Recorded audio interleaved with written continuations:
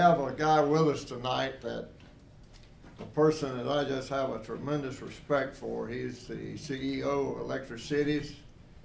And anytime we can have him come and visit us, he's certainly welcome. So I'd like to introduce Roy Jones, CEO of Electric Cities. He has a presentation. Thank you, Mayor Medlin and Councilman. It's great to be here tonight. I'll tell you, I always enjoy coming to Benson and driving around, because every time I come, it's changing. You know, y'all are doing a fantastic job in the community, and you know, sometimes you probably don't see it, don't notice it because you're here every day, but y'all are doing a fantastic job. I just want to congratulate you on that. Maybe if I could, Mr. Mayor, I'd like for Matt to come up here and let him, you know, hold this award, and if you you know, want to kind of show it to the council and to the community. I do have just a few comments I want to make. Matt's doing a good job being my band tonight. But I just want to make a few comments about this award. You know, every year we step back and we look at public power communities across North Carolina, and we look for those communities that are truly standing out and are providing leadership in a lot of the issues and priorities that we're trying to deal with. And back in 2016, we came up with what we called our 5 strategic priorities. And just real quickly, those are wholesale power costs. You know, as we all know, with getting that asset sale done back in 2015, that was a big step in moving our wholesale power costs and getting them more competitive. Also, you know, kind of reinvesting in the infrastructure in the community, you know, grid modernization. And then kind of going hand in glove with that is the whole community, you know, kind of continuous improvement mindset. And then lastly, you know, another one is, you know, make sure we communicate the value of public power, because the electric system owned by the communities are a valuable asset. But also, you know, workforce. We all know that workforce issues, we're all facing those with folks retiring and a lot of younger generation coming into the workforce. And y'all are being recognized for some of the just outstanding things y'all are doing in the workforce area. And I'm going to get into some of the details of that, but as we talk about workforce issues and we point to the public power community across North Carolina as kind of the models of things to do to try to attract and retain that workforce, that's why y'all are getting this award tonight. And I want to highlight some of the areas that are being recognized. First of all, I think this was Matt's idea. You know, he got together and said, you know, we've got to reach the high school students that are graduating. And so Matt, you know, took it upon himself to pull together, you know, the Johnson County school system, Smithfield, Clayton, Selma, and Electric Cities, and kind of pulled us into this concept he had of let's put together an apprentice program and get the high school students to come. And for 10 weeks, on Saturday, they come and have some classroom training that they're doing. Now, I want to say this, first of all, anybody that can get a high school student out of bed on Saturday morning to come to something, that's saying something right there. You can't hardly get them out of bed before noon. But come on, that was humor, y'all. But I mean, these students have shown up. I think they got two Saturdays left out of this 10 weeks. So they've been coming, they've been showing up. So, you know, once they complete this, you know, instructional classroom training, then the next step in the program is actually get them some internships, you know, kind of get them out there, get them working, get their hands dirty. You know, and there's going to be about 360 hours of work that they'll do within the Johnson County public power communities. You want to make sure that maybe this is a career, you know, these high school students want to pursue after they graduate. And then lastly, Nash Community College, and there's actually 5 community colleges around North Carolina now that we've got a partnership with. A young man or a woman can go to this community college after they graduate high school and go through a lineman career program. And so this has been set up so that if a student is so inclined to go to one of the community colleges, they can. The cities, the communities will pay for that or reimburse the students that successfully complete the program, and then they're going to have a job. They're going to have a job within a public power community. And you know, as they move into that profession, they're going to be able to grow and continue their training and continue to develop and grow throughout that progression for their entire career. You know, and as we kind of shift and talk about, you know, y'all's current linemen, I know here about 12, 18 months ago, y'all were struggling. You know, the job market out there is very competitive, and y'all stepped up. And made the compensation changes that you needed to make to keep the linemen that are already on the payroll here and that institutional knowledge here. So I know that has helped tremendously in being able to make sure that you maintain, you know, a low-cost, reliable electric system. But even with the linemen that you have here on staff, making sure that they continue to work safely is a very important part of the job. In fact, I tell people, you know, that is the most important job. I've talked to folks and tell them, look, I don't care if it takes an extra half a day, an extra day, or an extra week to get the work done. What matters is everybody goes home to their family safely every night. That's what matters. And so y'all, and y'all emphasize that here with your safety culture and making sure that you take your linemen and they continue to go through our safety training programs and continue to understand and be able to develop and grow and make sure they're working safely. So I just want to, you know, say thank y'all very much for your leadership because this program that we've done with these high school students, we're now starting to take that model and we're going to start rolling that out in central and the western parts of North Carolina for the other public power communities to learn and grow and you know, the lessons learned here from what y'all have done. And once again, you know, this guy standing here to my left, he gets the credit for every bit of it because it was his idea, and it's been a huge success. So just want to thank y'all and thank you for your relationship with Electric Cities. Mr. Mayor, Council, thank you. Thank you for coming. Congratulations, Matt, and to the electric department too. Mayor, as you know, that it wasn't an internal decision. You were part of that concept as we kicked off, but the entire board of commissioners, the mayor, and then our relationship with Electric Cities is really what's allowed us to do this. We started with 18 young people. Our media team was the driving force. We created the videos and the online presence. So if you have a young person that's coming through any of our Johnson County feeder high schools, you can go to lineworkpace.com. And there's currently 1,800 openings in the state of North Carolina for certified electric line persons and an estimated 1,500 openings for the next 10 years. So this program that we have started has 14 young people still in it, and hopefully they'll be able to graduate by December of 2019 and have a viable living wage making more than $40,000 at 18 or 19 years old, and the opportunity to make up to $100,000 in their first 7 years if they pursue their certification. So it's a very viable career. There's not many people going into it. And for those of you that used your lights today, we know that you appreciate them, whether you had the heat on, the cold, and you get tonight just being in an indoor space. So if you can, please encourage our other young people to follow in the footprints. But it's not a Benson or Matt Zapp initiative. It's a cooperative across Johnson County and Electric City. So we appreciate Roy being here tonight, but it was definitely a team effort. So thank you all. Thank you. Thank you. Give her a good bit.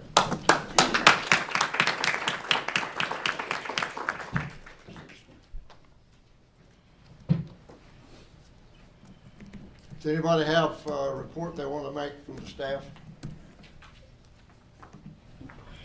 We'll now go into the public hearing time on SD 2019-01, and I'll call Aaron up to tell us about it.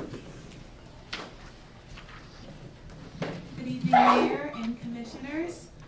This evening, we have a preliminary plat request for a subdivision located on Tar Hill Road. If you recall, at the March meeting, the board voted to remand this request to the planning board, back to the planning board for further review in light of some of the comments that we had received after the planning board's March meeting from stormwater sedimentation in Johnson County and NCDOT. So the planning board met last week and they have recommended approval for this preliminary plat request. They also recommended approval for all 3 waivers of the request. I'll give you a little bit of background information. Said the location of the development is on Tar Hill Road, right at Woodall Dairy and Tar Hill Road, about 0.4 miles from 242 North.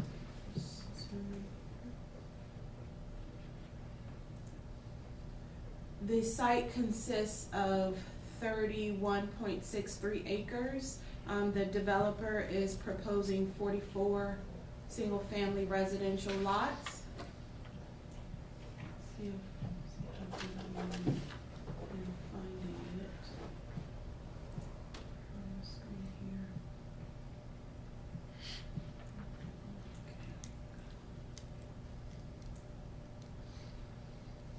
The property is currently owned by Netta Grady, and the applicant is R.P. Wellens Land and Development. The surrounding uses. Okay.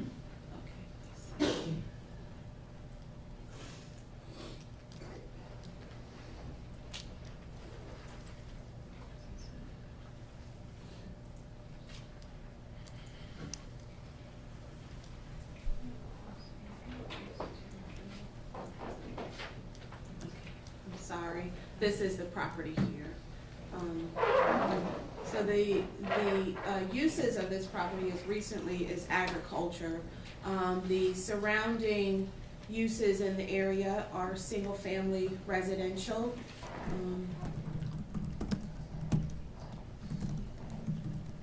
So this is the site here, and it's two tracts of land. Like I said, the property is bound, and the immediate adjacent properties is single-family residential.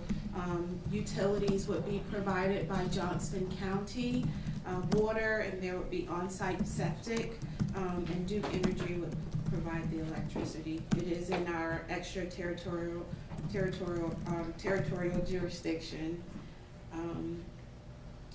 The preliminary plat is contingent upon approval of the technical approval from NCDOT, the driveway permit, Johnson County stormwater and sedimentation, environmental health. So it's contingent upon the construction drawings, and all improvements to the property shall be in conformance with all local, state, and federal law.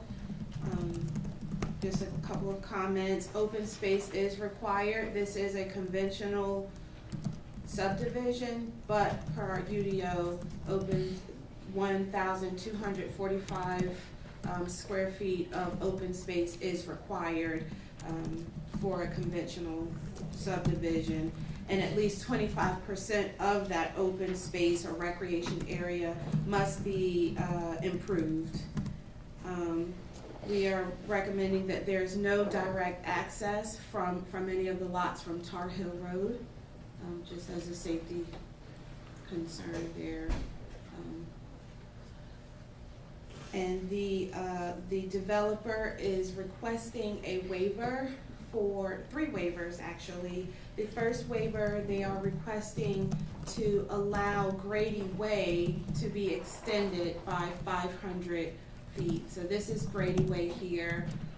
The UDO states that no street ending in a cul-de-sac can be longer than 1,000 linear feet.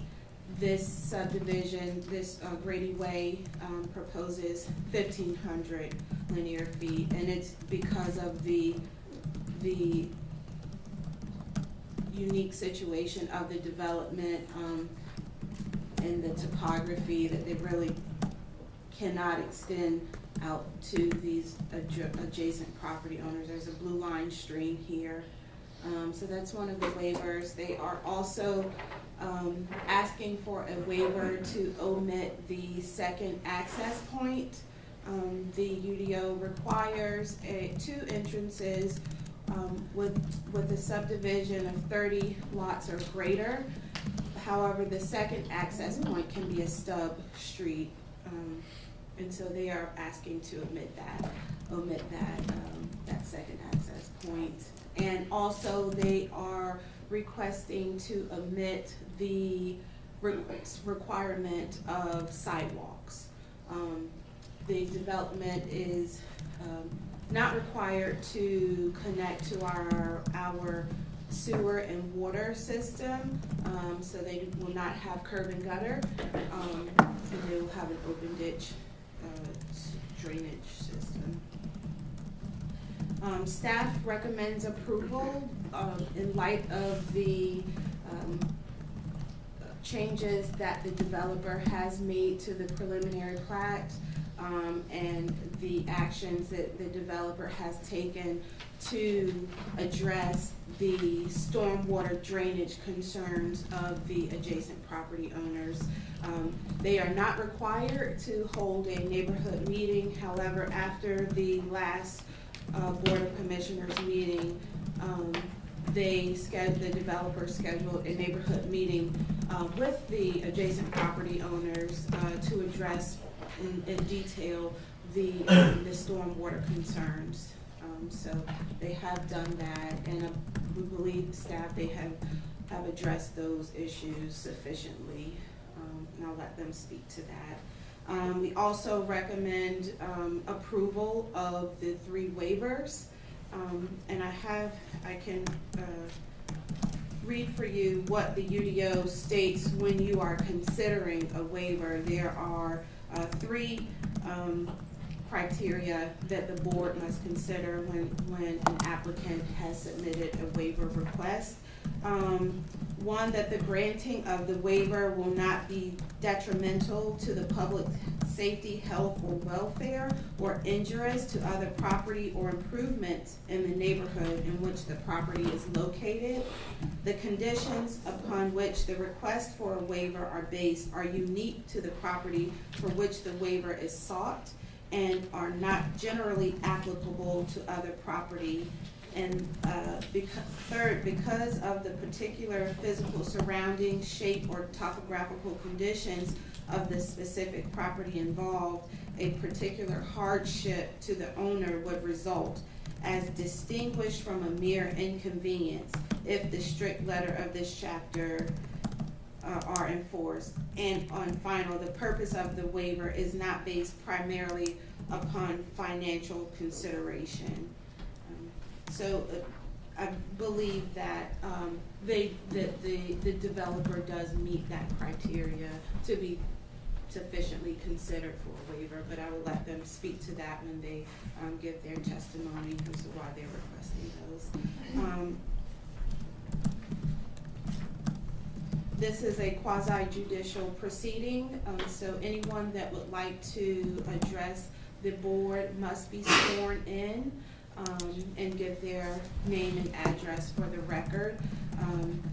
This proceeding must be based upon findings of fact, so the commissioners are charged with looking at specifically those findings of fact, and if the developer meets those findings of fact. If you feel that they do not meet one of the findings of fact, then you must state that in your decision of approval or not approval. I believe that's all I have, and I will ask that the board enters the agenda packet into the record, minus the minutes, because the minutes are not evidentiary. They are more so a communication device, and they are not approved. They're still in their draft form, so I would ask that you not consider the minutes to be entered into the record, but the remaining of the packet, I ask that you enter that into the record.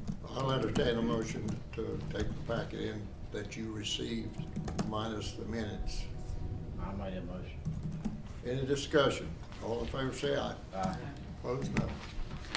I'll now open the public hearing.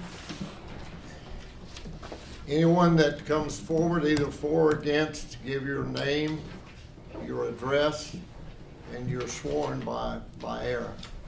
So I now will ask anyone that wants to come and speak in favor of SD 2019-01, come forward.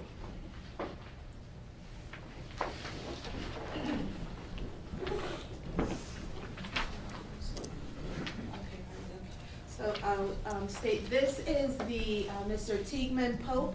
He is the attorney for the developer.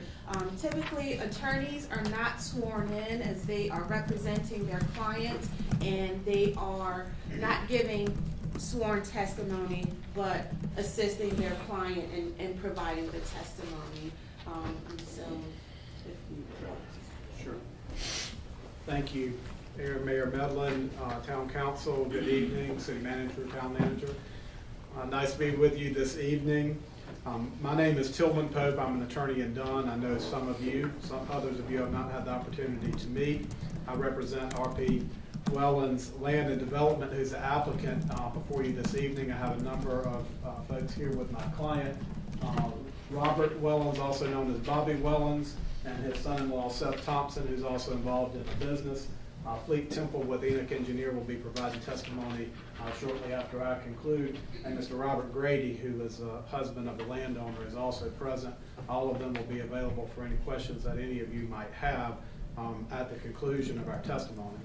I will try not to repeat all that your planner has already shared with you, as she was very detailed and eloquent in providing that to you, but a few things that I would ask the council to consider as it hears the testimony, both for this application and those that may speak in opposition.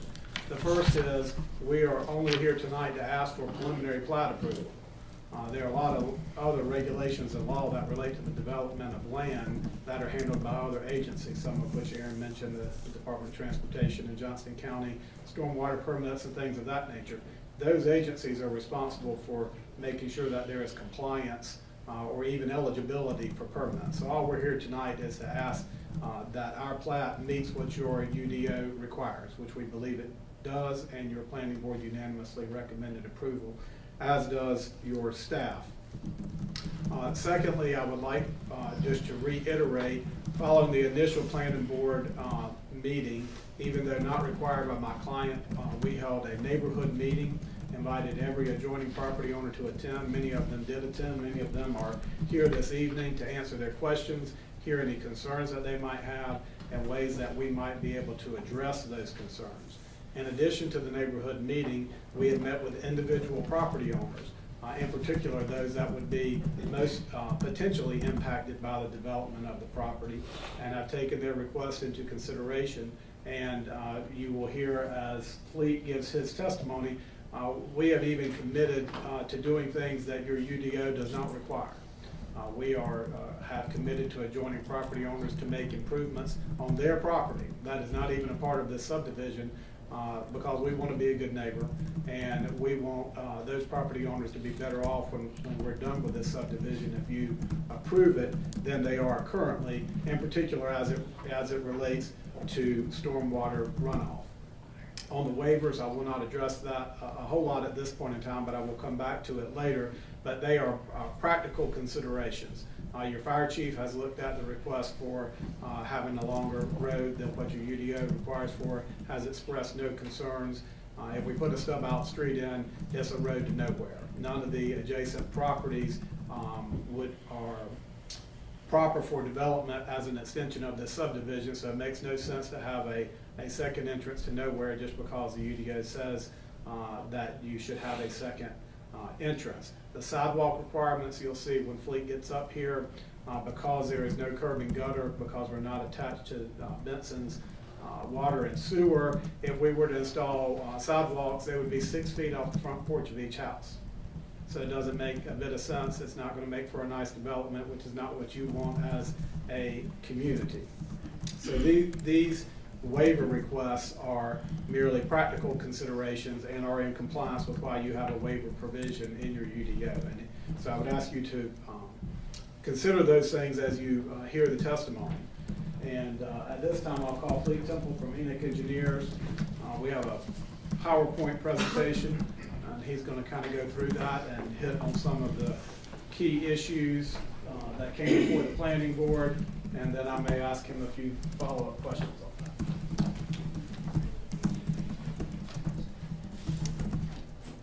Do you swear or affirm to tell the truth and the whole truth and nothing but the truth, so help you God? Yes. All right, state your name and your address for the record.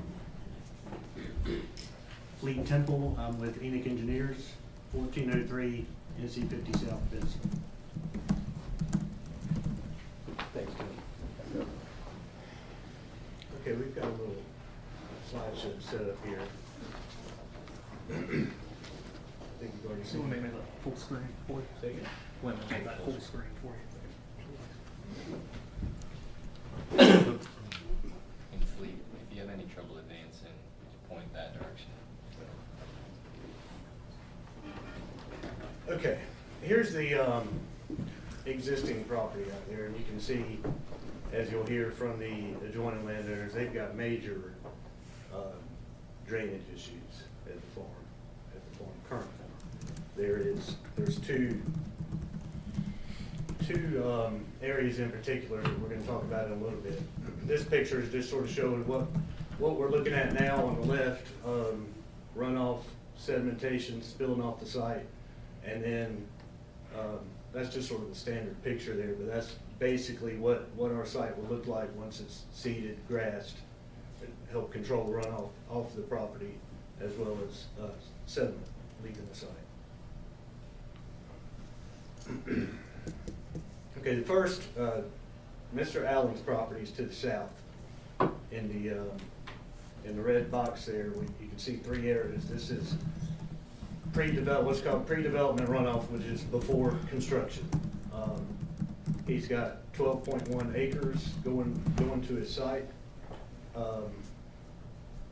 Let me back up a little bit here. The Johnson County Stormwater Manual requires us to not increase runoff from the site pre-construction versus post-construction. And they will hold us to that. They have not reviewed the plans yet. They haven't seen anything about it, which they typically don't until after this. And then we get to a full-on design, and we'll submit to them for approval after proving that we are not generating excess runoff onto our adjoining properties. Currently, the Allens, they're right where all these 4 areas are pointing to the south, there's a 24-inch pipe going in underneath the road.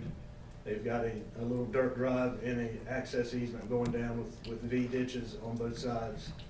And currently, when it rains, the ditch is undersized, underdesigned, and the cross pipe is also underdesigned. It's a 24-inch concrete pipe.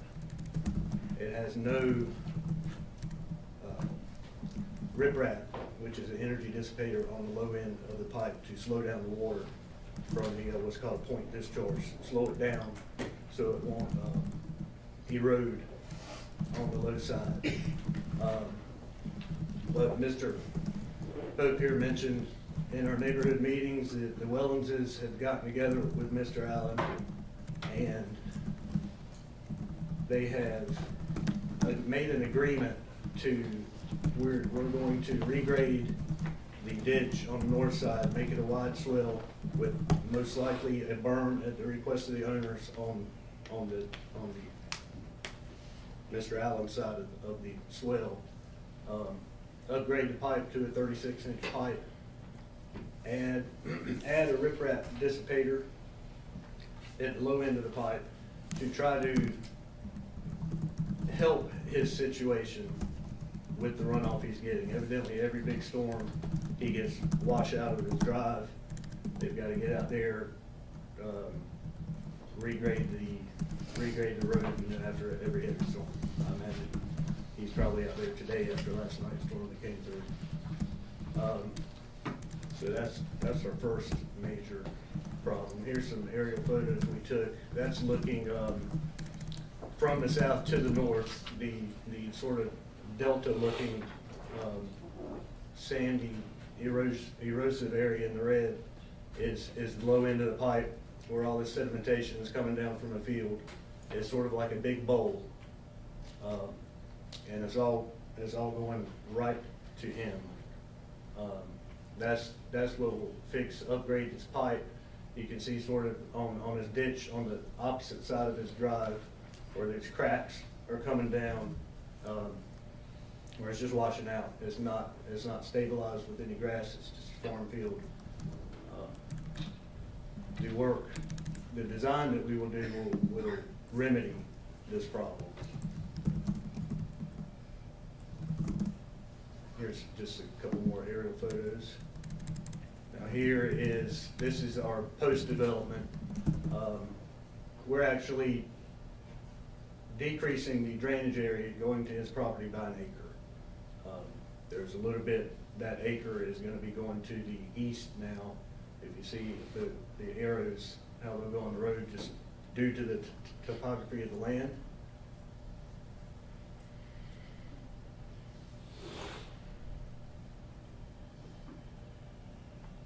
This is just another blow up showing the same thing, showing, you can see at the bottom there where his 24-inch pipe is undersized. We'll replace it with an adequate design pipe at 36 inch with riprap dissipator. The other drainage problem is the property to the north, and it's almost the exact same situation as the property to the south. You can see the dashed line sort of going north, or waving around. That's indicating another bowl that shoots water into the Register and Evans property backyard. And she has shown us pictures of it. It's not a pretty sight when it rains. They've got water in their garage, water in the backyard, and it's basically a mess.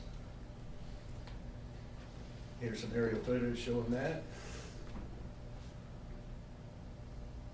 Now what we plan to do for her is similar to what we are doing for the Allen property.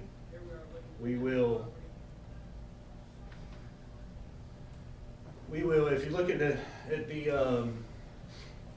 I guess the northwestern corner of that property, you'll see I've got some arrows there going down the northern property line.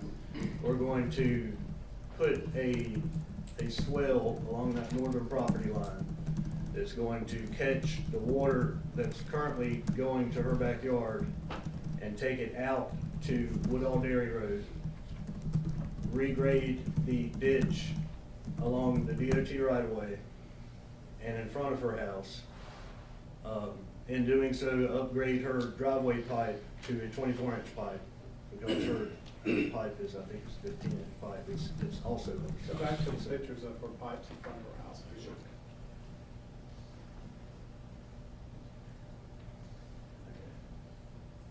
Now, on the right there, you're looking on Woodall Dairy Road towards Tar Hill Road. The smaller pipe is her driveway pipe.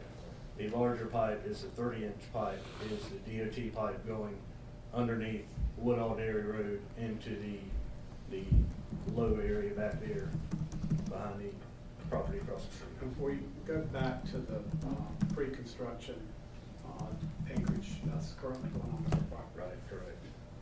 Okay, so currently she's got 6.4 acres draining to her backyard. Afterwards,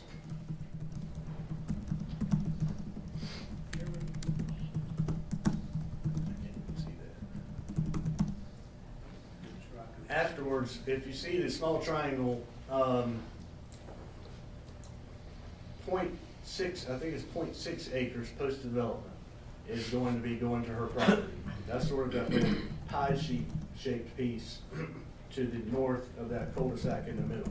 The remaining, I think it's 5.9 acres now. It was 6.4, now it's 5.9 if I'm correct. Will be rerouted around her house to solve her drainage problem. In one of the neighborhood meetings, we were talking with the man who farms that land and said that, in fact, there used to be a ditch back there along that property line years ago that did the same thing that we're basically putting back now. It's probably for the runoff issues over the years just filled in with sand and dirt and runoff. Here's a blow up of the same deal, same area, regrading the ditch on Woodall Dairy Road,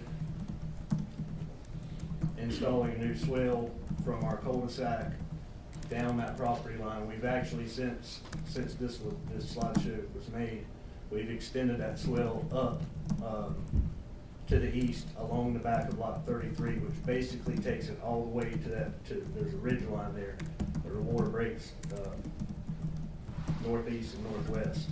And we're gonna take all the water down into DOT right away, regrade their ditch, and basically get all that water off of it.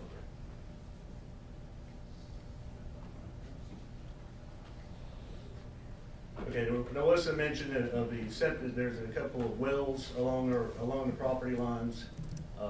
We just included this from the Department of Health saying that septic systems will have to be 50 feet minimum from the existing wells. Also, the septic systems are dictated by Johnson County Environmental Department. We'll go out and actually stake the lots at the very beginning of the project, and the county fella goes out and analyzes all the lots to see if they will indeed serve as for a septic system. If they will not, if we have bad soils in areas where we didn't think we had bad soils, we will not be allowed to use the lot layout that we have, but we start shifting lot lines to accommodate the bad soil. Possibly lose a lot. I don't think I've ever had one where we actually gain lots. We would always lose lots to create more usable area on the lots for septic systems. Here's a preliminary soils map that we had Mike Aker out of Fayetteville do prior to our design. We actually had to change our first layout. If you see the area in the red striped area, that's the marginal soils, bad soils. Which is, if you look at your site plan, that the larger red area is where we have our open space, which is typically where open space goes on not good land. I got a question. By that drawing you just had, would not lots 40 and 41 and 42 be involved in that? Go to your, where you can say the plot. 40, are they the ones to the west of the Right cul-de-sac? there, Woodall Dairy Road, Okay. Tar Heel Road. They are the B area, that is marginal soils. The A's are good soils. The B with the dots in it is marginal, where Mr. Akers said that would possibly be a modified septic system, not a standard septic Okay, system. because it looked like lot 41 is right there in the corner of C. Where C and B's at.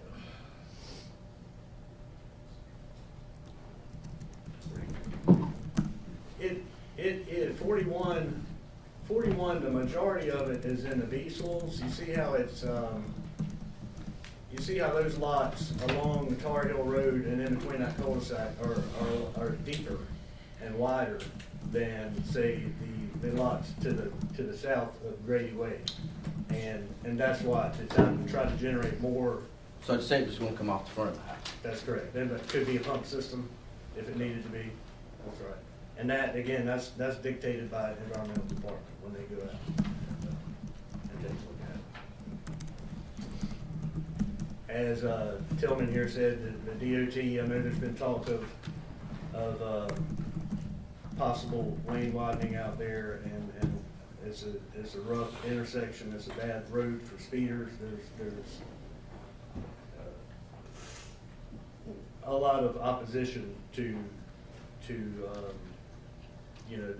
the way people use that road, I suppose. But we will not find out. I've talked with DOT and gotten a verbal, based on traffic counts, that no lane widening will be allowed. But that does not necessarily mean that they're not going to enforce lane widening. We will not know that until we apply for a driveway permit which is usually the first thing we do after we get preliminary approval, driveway permits. Typically the first, it doesn't take any design, we submit our site plan that you're looking at, and within 30 days we'll know whether we'll require lane widening. You can't apply for a driveway permit without preliminary plat. That's right, we have to get preliminary plat approval. That's when Aaron and/or Andy will sign our driveway permit. The planner has to sign the permit, then we apply for DOT. We wait basically 30 days, and then we hear, yes, you're good, or no, you need to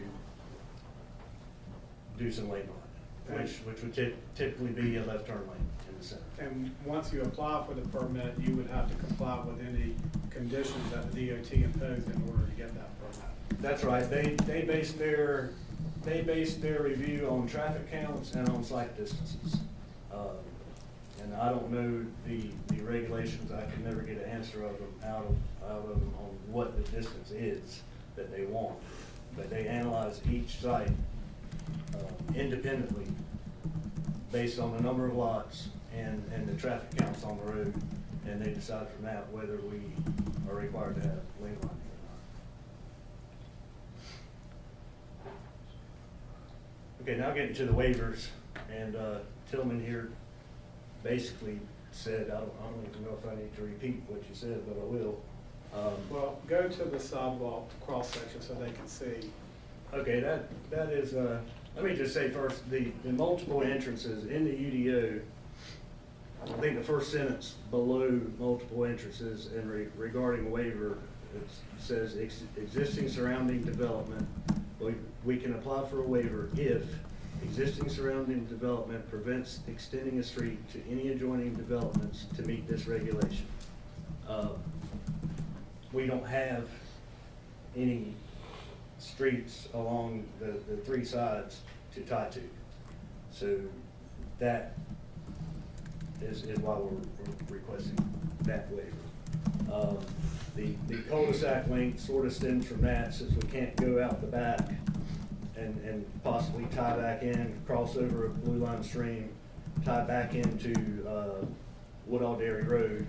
Well, now we're stuck with the 1,000-foot length requirement. And so we want a waiver just to basically to utilize the property for what we're intending to develop there. The fire department has reviewed over the plans. They didn't see any problems with as far as with the safety concerns with extending it another 500 feet. We've got very large cul-de-sacs for turnaround that could accommodate a ladder truck, which I hear that they are gonna want sometime shortly.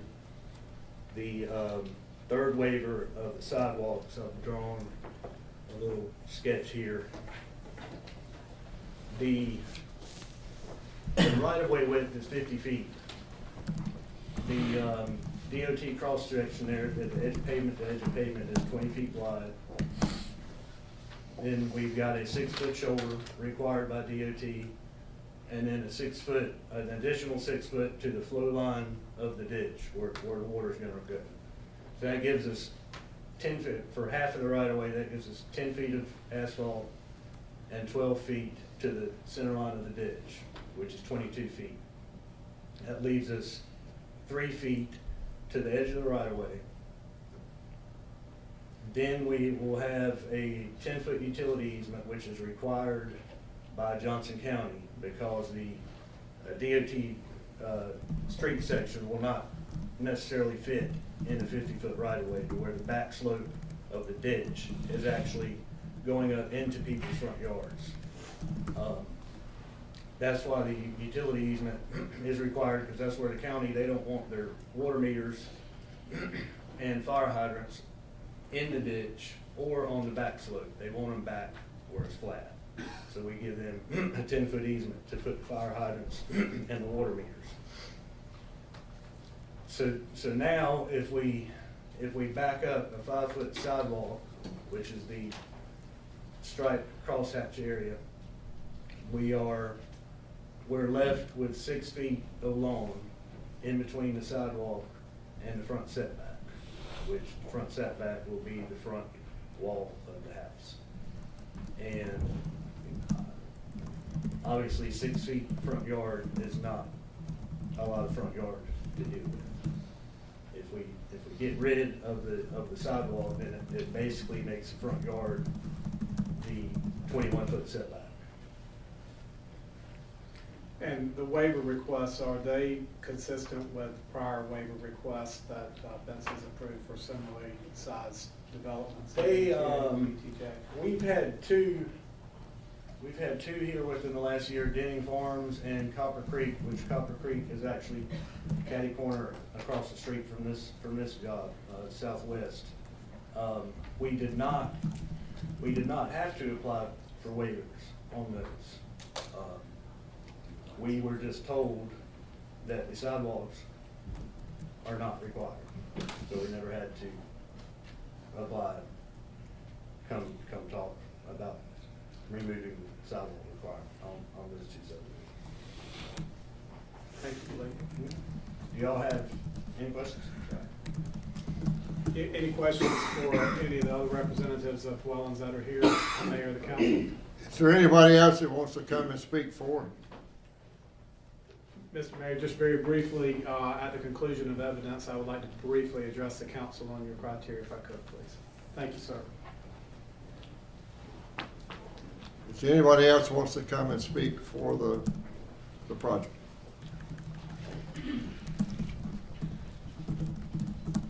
We'll now call anybody that is opposed to the project. Come forward, give your name, your address, and if you've got a number of people that's talking about the same thing, then try to get your heads together and let one person speak for it.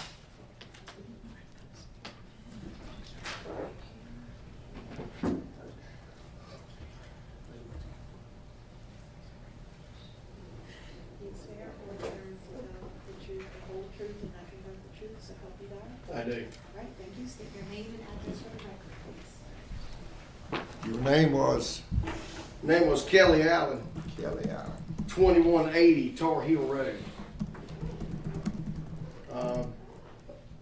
Currently building a house or home that runs with the south property line all the way down with this, or they're about all the way down with where the said subdivision is going in.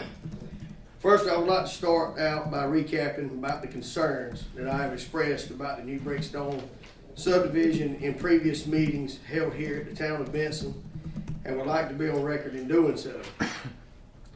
Our concerns involve stormwater runoff issues, drainage easements around development property, possibility of breached septic systems that could contaminate existing wells on adjacent properties, road safety, influx in crime rates, school accommodations and bus routes, and county water infrastructures. These are all factors that need to be addressed before the approval of the new subdivision, and our community has high hopes that they have been or will be. Also, adjacent landowners have been in talks with RP Wellens and affiliates, and suggestions have been made by RP Wellens and affiliates of ditches, berms, pipe upsizing, the use of railroad timbers used to slow water down, and grassy swells installed to help turn water off the adjacent properties to help rectify our concerns. We all hope that this is not just talk, but will become reality if this subdivision is passed. I have sat through several town board meetings now and listened to the words used by all about the finding of facts. Well, here are 6 of my facts. Number 1, the fact is, I don't know of but one person that can tell me where it is going to rain, when it is going to rain, and how much it is going to rain at any given time. That man is not sitting in this room to my knowledge. Fact number 2, the fact that no one cares that Miss Angel Register is taking on massive amounts of water during the next Hurricane Matthew on the rear of her garage, causing major flooding issues to her dwelling, like the picture she has provided or will provide. No one cares until it has happened to you or a relative of your family. Number 3, fact is, people don't care that that same hurricane that just came through and produced massive flooding also breached the septic systems and flooded adjacent properties and terminated all the aquatic life in a newly repopulated pond and washed out access easements to 3 other families that will take several days to repair. No one cares until that happens to you or some of your family members.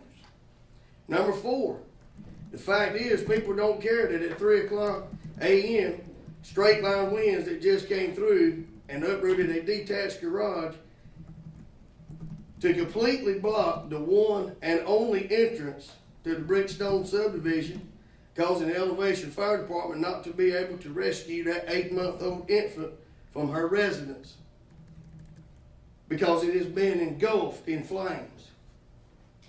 No one cares until it's your daughter or your grandchild that has perished.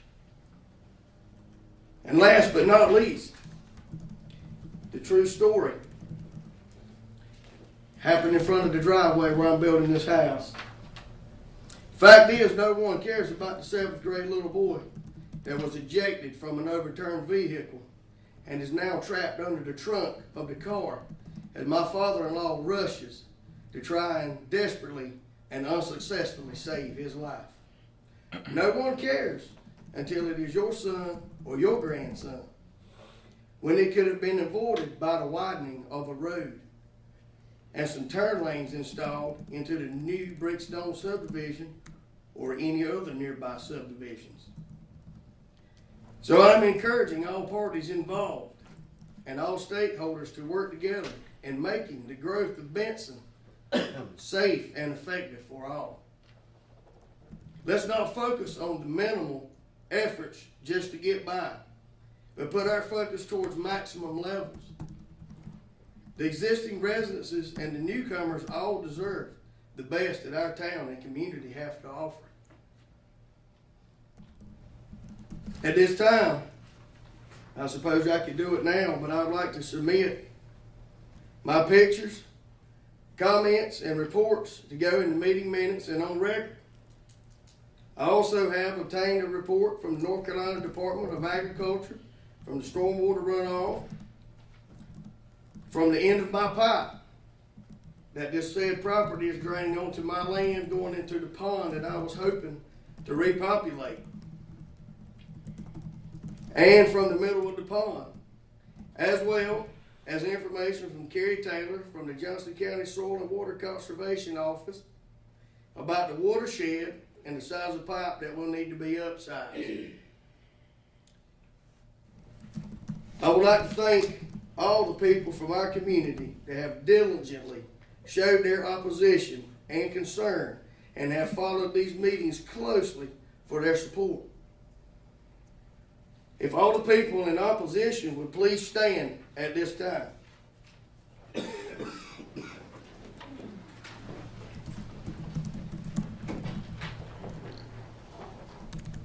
I hope that the concerns that I have mentioned tonight and that are in my previously submitted meeting minutes will be taken with the utmost consideration.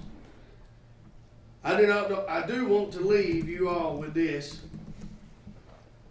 Members of the Benson Town Board of Commissioners, Mr. R.P. Wellens Land and Development LLC, Mr. Fleet Temple, and Mr. Attorney. The only fact that I would like to state tonight is, in the Bible, Matthew 7 verse 12 states, "Do unto others as you would have them do unto you, for this is the law of the land and the prophets."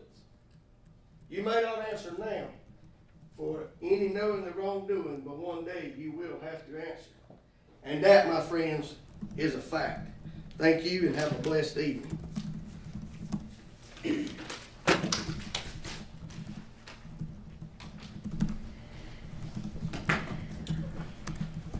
Who do I give these to? Is that something that goes to them or you? To the board. That's a copy of everything that I've stated. Thank you. Kelly. Mike. Yes. Is there anybody else to come opposed? Mr.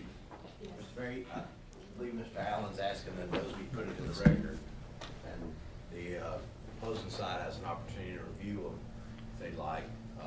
But I think if you're gonna ask to do that, then present it to the clerk, and then entertain a motion to enter them into the record based on the request of Mr. Allen. Where are they now? On your statement. You talking about the other group to review? We don't need to review it, Mr. Mayor. We have no opposition to whatever has been submitted. Mr. Allen can tell you what's in, he's been sworn and he can testify as to what he's handed up to you and where it comes from and the foundation for it. The pictures are from my property. I just wanted those entered in, to the record, for what's going on now. And hopefully that will be taken care of, because we've kind of been made promises on that. The other stuff for Miss Carrie, she came out, met me on the property and looked at the pipe that I did upsize last year from a 15-inch to a 24. Had no idea we were getting a subdivision. Our path kept washing out completely in certain spots, and it just wasn't with a hurricane. During the Hurricane Matthew, it washed out to a point that you could park a truck in it, in which my father-in-law spent a day and a half to 2 days or more trying to get it fixed so it could be impassable, to be passable. And she came out, took a look, and she's got some findings on there. I have no idea. I'm not a lawyer. I can't tell you what everything is on that page there she's telling you about.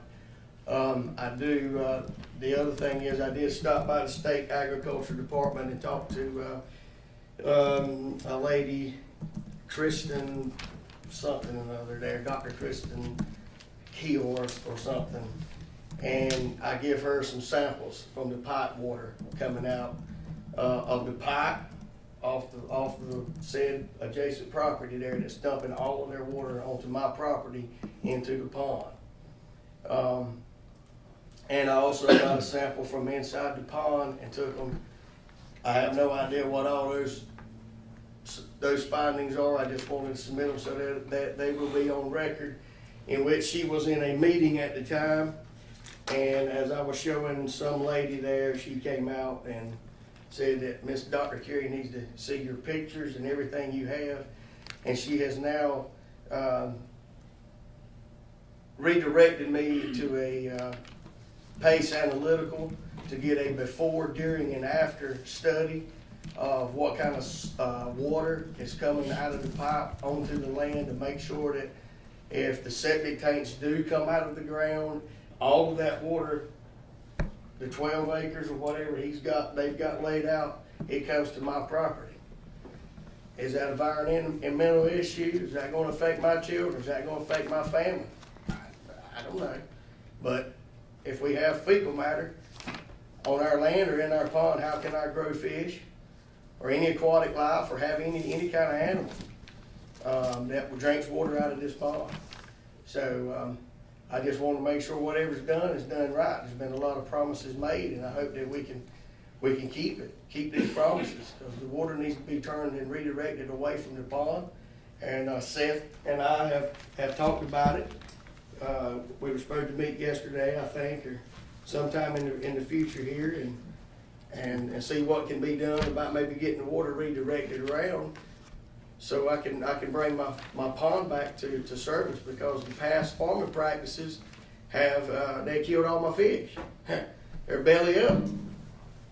Pesticide runoff. So if you got pesticide runoff and you got septic tanks and you've got a flood or you've got a Hurricane Matthew, when all this water gets together, it's not a matter of if, it's when. Where's it going to go, guys? You know, would you want to be the man at the bottom of the mountain or the top of the mountain? And right now, I'm at the bottom of the mountain.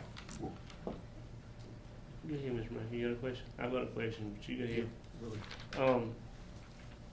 Obviously, we're not privy to a lot of the meetings that you're doing, so let me ask you, it sounds to me, and correct me if I'm wrong, there's already a water issue here that you and Ms. Register and everybody's been dealing with, where you have erosion from this farm as it's stated, as it is right now.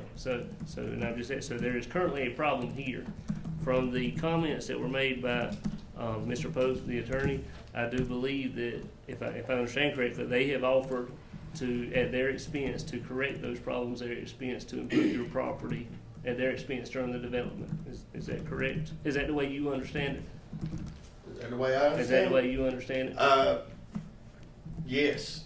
They have offered to correct, but until the day comes, we won't know. Well, if they do what y'all have agreed upon, I guess, in a previous public meeting, do you feel, I know we can't all say that everything will be perfect, but do you feel comfortable, and do you feel like what they have offered at their expense would help mitigate the current problem that you're having? It will help a lot mitigate the current problem that I'm having. Okay. As long as it stays maintained, it has to stay maintained. And we've been told that there's a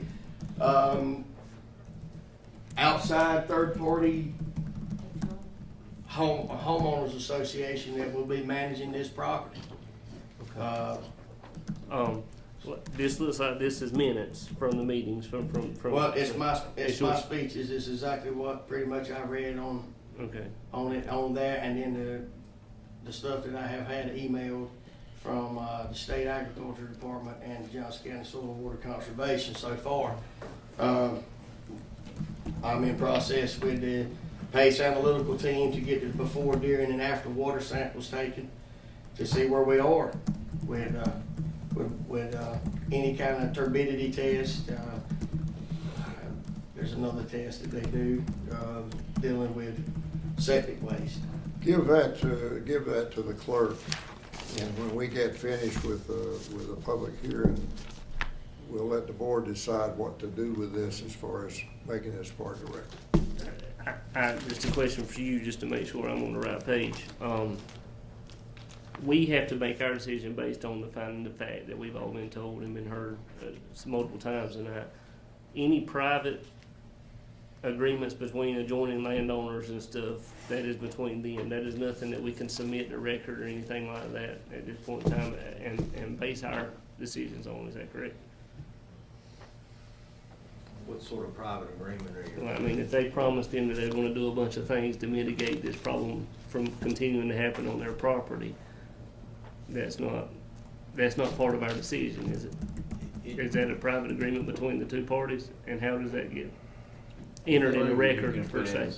If they want to testify to facts such as that, I think you can hear it, but when we come down to making a decision, you need to base your opinion, or I'm sorry, your final decision on finding the findings of fact that are in the UDO that Aaron read earlier, and we'll go through those again at the end, just so everybody's on the same page with it.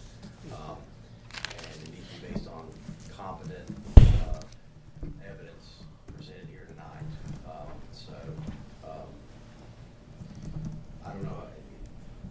My concern about something like that would be the competency and the relevance of the germaneness to the request before you. Although that, if the question is about drainage, if there's additional efforts that are being made, I think that is somewhat relevant. But you will have to go through the findings of fact, and I think you can consider it, depending on which finding of fact you're talking about. Does that answer your question? Let's finish the hearing, as I said. Give that to the clerk, and we'll decide on it at the end of the meeting. Thank you. Anybody else wants to speak against?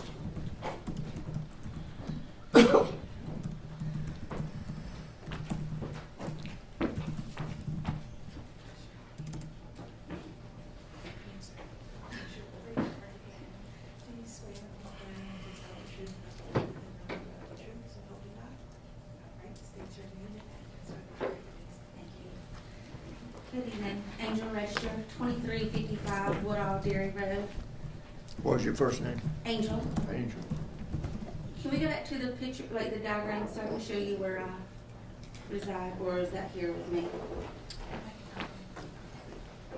Thank you.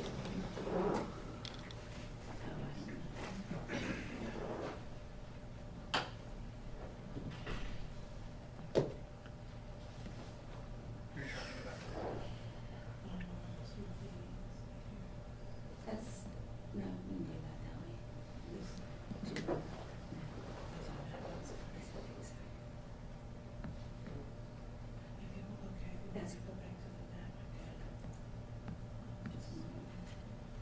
That's good right there, probably.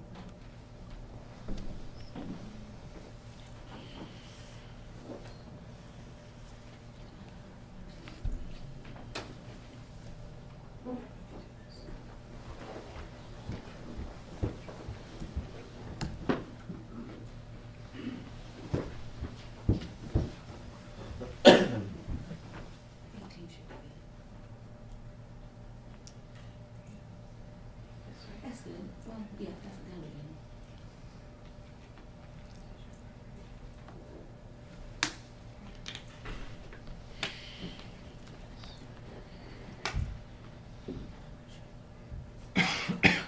Yeah, that's good.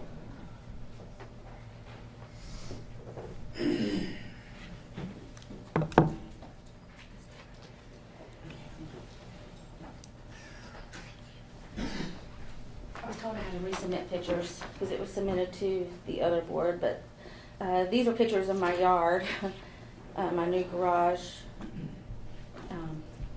Thank you. I met with Wellings Group in a meeting. They've made a lot of promises, and if they hold true to their promises, then everything should be fine. I live at property number 1, if I can go over here and show you. Yeah, I live right here. So I get all this water, and all that water, and that water, and that water. And I know they says you won't get any more water than what's true to the lay of the land, except the lay of the land right now is not the true lay of the land. I've lived there for 15 years, and I can't see over the hill. So the past farmers have changed the lay of the land, how it, as opposed to how it used to be. There did used to be a ditch, but the land did not used to be at a peak. My yard used to never flood, and as you can see from the pictures, those are not even from a hurricane. Those are from a rain that lasted, I think it was like 2 days, maybe 3. And that happens all the time. We had a meeting on, and I won't take much of your time, March 28th. It was Wellings and the adjacent landowners. And they promised to make a lot of changes so that my property would stop flooding, and I appreciate that very much. The only difference between this plot, this layout, and the one that they had there, they made some changes on the one there. This one, the swell stops between lot 3 and 4, which is my next door neighbor. The peak goes way up, and on this map that they actually signed and dated, I took a picture of it. It goes past lot 6 to the cemetery. So what happens is that water also runs off onto my neighbor's land, which is above me, floods under their house, their lot, and then it comes straight down on me. So I get it from all corners. I'm literally down under, it feels like. So I'm not sure if they're gonna stay true to this or what they signed on the one that we had on March 28th. I just want it on record, you know, things that they said they were gonna do, things they said that they promised to do, that's actually gonna take place. I know people can say things and it not happen. I just wanna make sure it's gonna happen. I enjoy living in the middle of nowhere. I enjoy not having any neighbors in my backyard, other than my neighbors that are a lot or so over. It's nice, it's quiet. I love it. I'm from Durham. My husband's from here, so I moved here and felt out of place for a very long time. And thinking of having neighbors that close to me makes me feel really out of place again. So can't stop it, but I at least want to know that it's going to be nice. I at least want to know that I'm not going to be swimming in other people's sewage. And I just want to make sure that they keep their word. So I'm on record saying, you know, that's what they promised. I just want to make sure they stay true to themselves. That's all. Okay, thank you. Does anybody else want to speak against?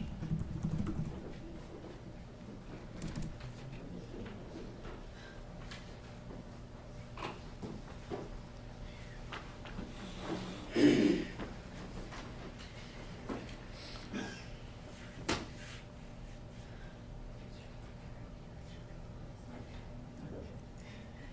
swear or affirm to tell the truth, the whole truth, and nothing but the truth, so help you God? Thank you. State your name and address for the record, please. Marie Johnson, 2281 Tar Hill Road, Benson. I'm here against the subdivision, not actually against the subdivision. I know the growth is coming. I would just like to see it done smartly and safely. And once again, here in front of this board, as well as the planning boards, asking for traffic control, speed limits, lane widening of some sort. Right now, we already have a traffic issue. And Wellens Copper Creek is 67 houses that is located right beside me. I'm located across the street from the Bridgestone development, which will be 44 houses. So now we hear that the Levinson property will also be developed, which I've heard different things, that it may be up to 45, up to 100 houses. So I want to know, when does the timing of the expansions of these subdivisions coming down Tar Hill Road, when does that traffic impact take place? So at the planning board, in the UDO, Benson UDO, it says 100 houses requires traffic study. Well then, Aaron informed me that it was 300 house development. I just found that out. I'm like, Kelly, I'm not a lawyer. I don't keep up with all these codes and different things like that. And then I was also informed, which I already knew, Wellens has done a traffic impact study. And from the results of that study were that there was no need for improvements at that time. Well, a lot of things have changed since then, and like I say, we have all these developments coming. Well, they're saying that this traffic study is good for 10 years, and I'm like, I'd like to request that we have another one within this 10 years, because it's just, I don't think that it's, the traffic can be based on that study with all the coming down the road development that we're having on this road.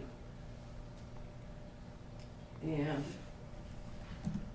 the other thing too about that is the driveway access into this Bridgestone. I'm not really sure. I need to get the picture. Can you get the picture back up for the entranceway? I was reading in the UDO that on page 91 of your UDO at Benson, that it requires a 400-foot distance between driveways on the, or I guess they're not really considered driveways, they're entranceways on the same thoroughfare to be a certain amount apart from each other. So on Mr. Allen's property, to where the proposed entry, where is that at, Aaron?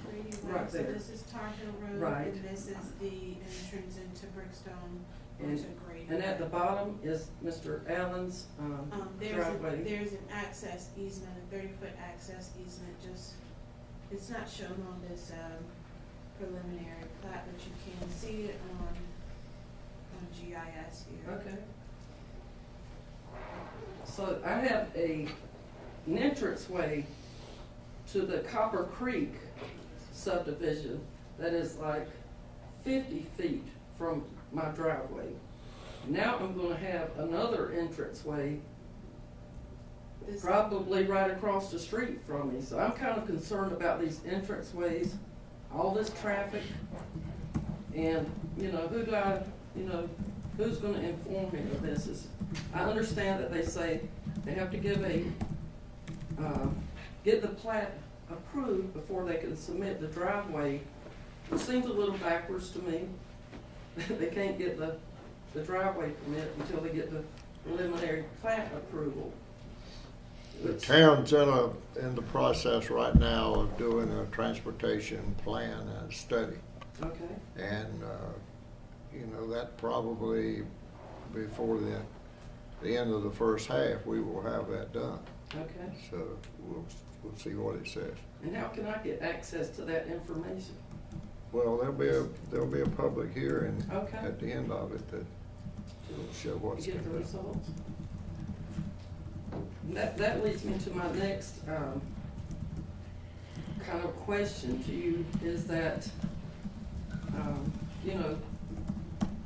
if the preliminary plat is approved, are we gonna be informed of the changes? Because I know I'm comparing my thoughts to what has gone on with Copper Creek, is that things have changed, which, they're gonna change. But I have no way of being informed unless I just go out on my own and find this information out. So there'll be no more, after you approve it tonight, there'll be no more communication with the neighbors to inform us of what changes or improvements, unless we meet privately with the builders or the contractor. Is that, it's a question. Well, I can speak to that. So if the preliminary plat is approved this evening, the developer will submit construction drawings. Those construction drawings will be sent out to the various agencies, NCDOT. They will use those drawings to acquire their permits. The various agencies will then look at those drawings and make any necessary requirements. That's when we will learn, let's say from the driveway permit, if a turn lane is required. Once those permits are entered and approved, site work begins. And the final step is the final plat. Once that, if any lot sizes have changes, if the layout has changed, if it's minor, then it doesn't have to go back before the Board of Commissioners or the Planning Board. Minor deviations, let's say they lose a lot, a couple of lots, if they increase a lot, that would constitute a major deviation from the approved preliminary plat. So again, once the permits are approved from the various agencies, we also review the construction drawings as well. And the final plat is then submitted, and staff approves that. If the preliminary plat and the construction drawings, if they all match the final plat, we approve that in office, and then it is recorded. At that time, that's when any homeowners association requirements, maintenance is recorded with that plat. Easements are recorded with that plat. So that's sort of the steps that will take place after this evening. So it's upon our own individual selves to reach out. Yes, ma'am. So let's say if you would like to review the construction drawings, all of it is public record. Okay. Once the final plat is submitted, And they have let's say a period of validity. I believe it's 3 years to submit that final plat from the time of approval. And that's to say, I don't believe this project will be done in phases. Sometimes each phase can be final plat in different times. This one is small enough where it's probably just gonna have one phase. But surely you can request to review that. It's public record. When it's recorded, you can see it in the Register of Deeds. You can always come to our office and ask questions. If you'd like to see anything, we're more than happy to show it to you. Okay. Yes, ma'am. All right, thank you. Thank you, Eric. Thank you much. Thank you, and like I always say, I know the growth is coming, but I'd like to see it done smartly. Thank you. Okay. Anybody else want to come to oppose? I close the public hearing. But I want to, I have a chance to say what I want to sometimes. And I'm going to say that we have some rules of order when it comes to people coming to the podium and speak. Now, I let that go tonight because last meeting a month ago, there was a crowd of people here, and there's a crowd of people here tonight. And I kind of let the rules go and gave everybody a chance to have their say. But the board is going to decide based on the information that they were given ahead of time and what you have said and what the developer has said. So in the future, if we have this, we have time limits on speakers, and we will utilize those if it's necessary. The board is open now to ask questions or make comments as you may. Mr. Mayor, before you get started on that, get down another, well, Mr. Pope wants to be heard again. I think you may request that at the conclusion of the hearing. I don't know. That's totally up to him. When I get finished with the board, before we vote, we'll decide on what to do with the information. I don't mean just to directly regarding that. I mean just generally, just bear that in mind. He had made that request, but it's up to him if he wants to still be heard. Do any of the commissioners have any comments? Any questions? Does he want to be heard? The gentleman, the lawyer, does he still want to be heard? Yes, ma'am, I would briefly, if that pleases Well, the then I council. make a motion that it be Make it heard. brief. Yes, Mr. Mayor, a wise judge once told me that a lawyer can never be brief, but I will certainly do my best.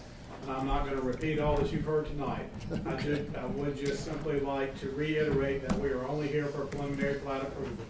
Those that have spoken in opposition have only provided evidence and testimony as to the current condition of the property, which has nothing to do with preliminary plat approval. And their concerns are matters for other agencies. If you grant this approval tonight, my client will have to comply with every rule, regulation. There's a bazillion of them in development property if you've ever been involved in that. They will not get permits unless they comply with the conditions of those permits. And those permits address the issues that have been brought before you in opposition tonight. Your planning board unanimously recommended this, your staff has unanimously recommended it, and they have done so because it complies with the Unified Development Ordinance, and the waivers do as well. Lastly, because it's been expressed by some in opposition, my client is local. They've been here for decades. They've been developing property for decades. They have represented to this board that they have committed to be good neighbors and make improvements that your UDO does not require them to do in an effort to be good neighbors to improve a condition that is not created by my client. And I would represent to you that we will do exactly what we have told you that we were going to do, and we will do exactly what we have told the neighbors that we're going to do. And if we don't, then the next time we come before you, you might not look on us favorably. So we have incentive to follow through, whether it's in paper, on paper, or part of this proceeding or not, by holding our word to these neighbors to do what we committed ourselves to do. So I would ask that you please follow the recommendation of your staff and your planning board and grant the waivers and approve the preliminary plat. And thank you for your time. You've been very gracious. Thank you. Thank you.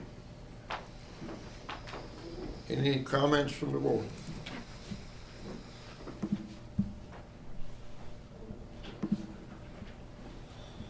I'll entertain a motion on the information that's been entered to put in the minutes. I have not seen the rest of the information already. If we put it in there, we'll see it. Okay. I'll just say, while you're considering the entertaining of the motion on it, the parties are entitled to present evidence. So, you have evidence presented through meeting with that television. You've reviewed from one side. Each side is entitled to submit evidence. The other side's entitled to review it. They have the opportunity to do that, or had and have now, when they first presented it to you. So. Mr. Pope said he didn't want to. That's right. Review. So they've had the opportunity to, which they're entitled to. So, I would recommend that, you consider the evidence and enter into the evidence as presented by the opposing side. I'll entertain a motion. And I'll make that motion. Any other discussion? All in favor say aye. Aye. Opposed, no. Now we're back to the question of approval or disapproval of 2019-01.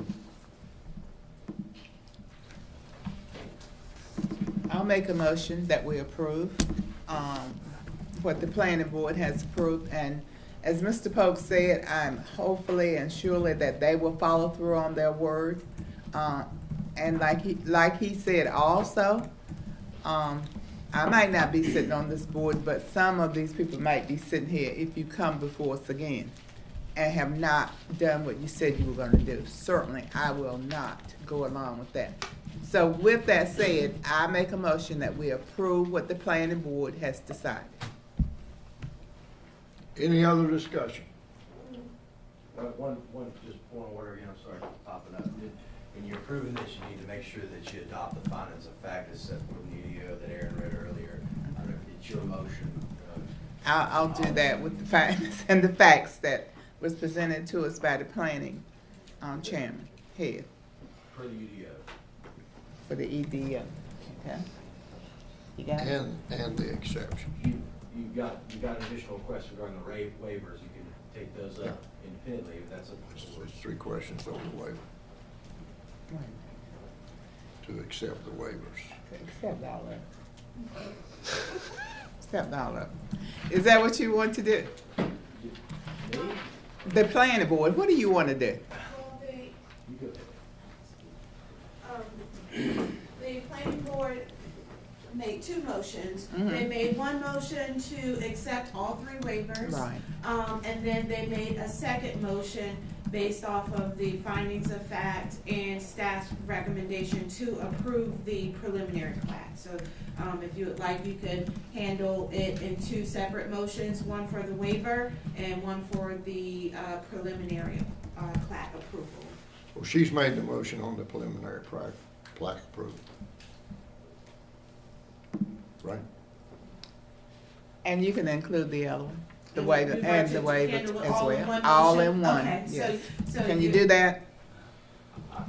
It's your motion, Councilman Holly. I think if you modified your motion and no one objects to that, then just take it up in one global consideration. That if that's your motion, then I don't put words in your mouth. All right.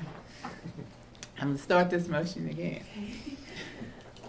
I make a motion that we approve what the planning board has presented Recommend.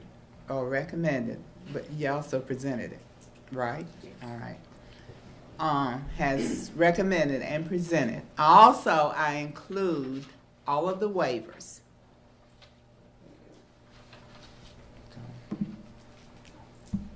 All right, is there any other discussion? All in favor say aye. Aye. Opposed, no. Ayes have it. It's approved.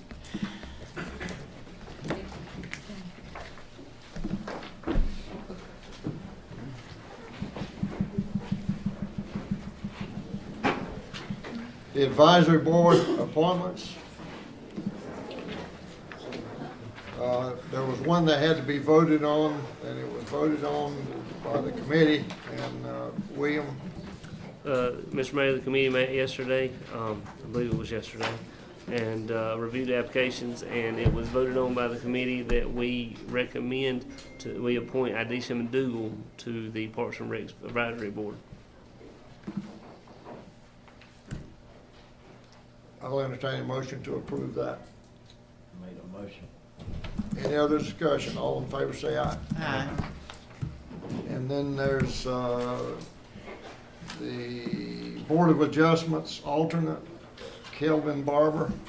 Terry, you want to take that?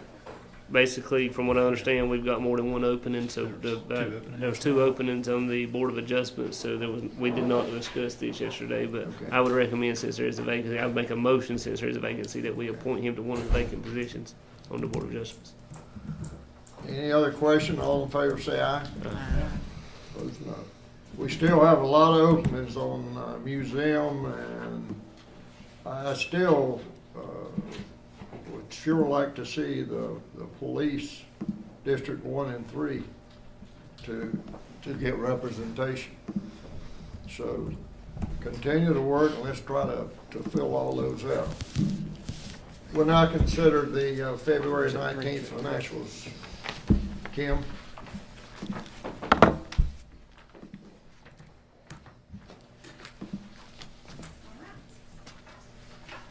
So, at the end of February, our revenues were at 73.72% and our expenses were at 69.12%. So we are again over in revenues right where we should be for the month of February. Do I have any questions? Does anybody have questions of Kim?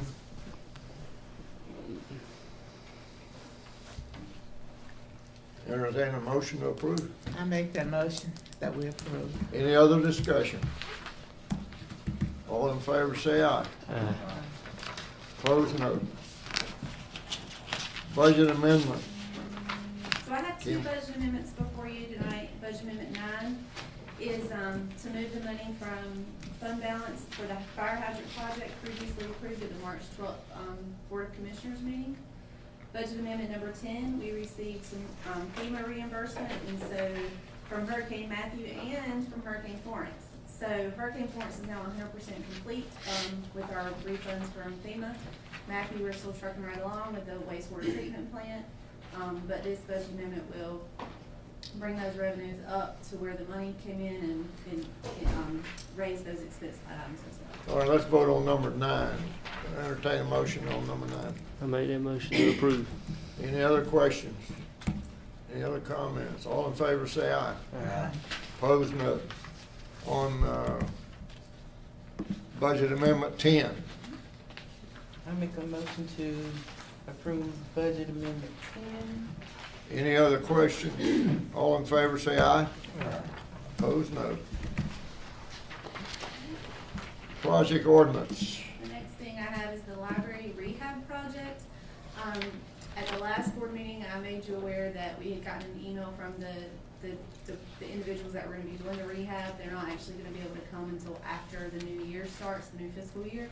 So we're gonna go ahead and move that money into a project ordinance, and just have it sitting there until they're able to come August, right? Yes. Yeah, in August. So we're not gonna vote on that one. Yes, if you will vote on that one for me. We were gonna originally move the money into this year's fiscal budget, but since they're not coming until August, we'll just move it into a project. I'll entertain a motion to approve. I made a motion. Any other discussion? All in favor say aye. Opposed, no. Chief Johnson.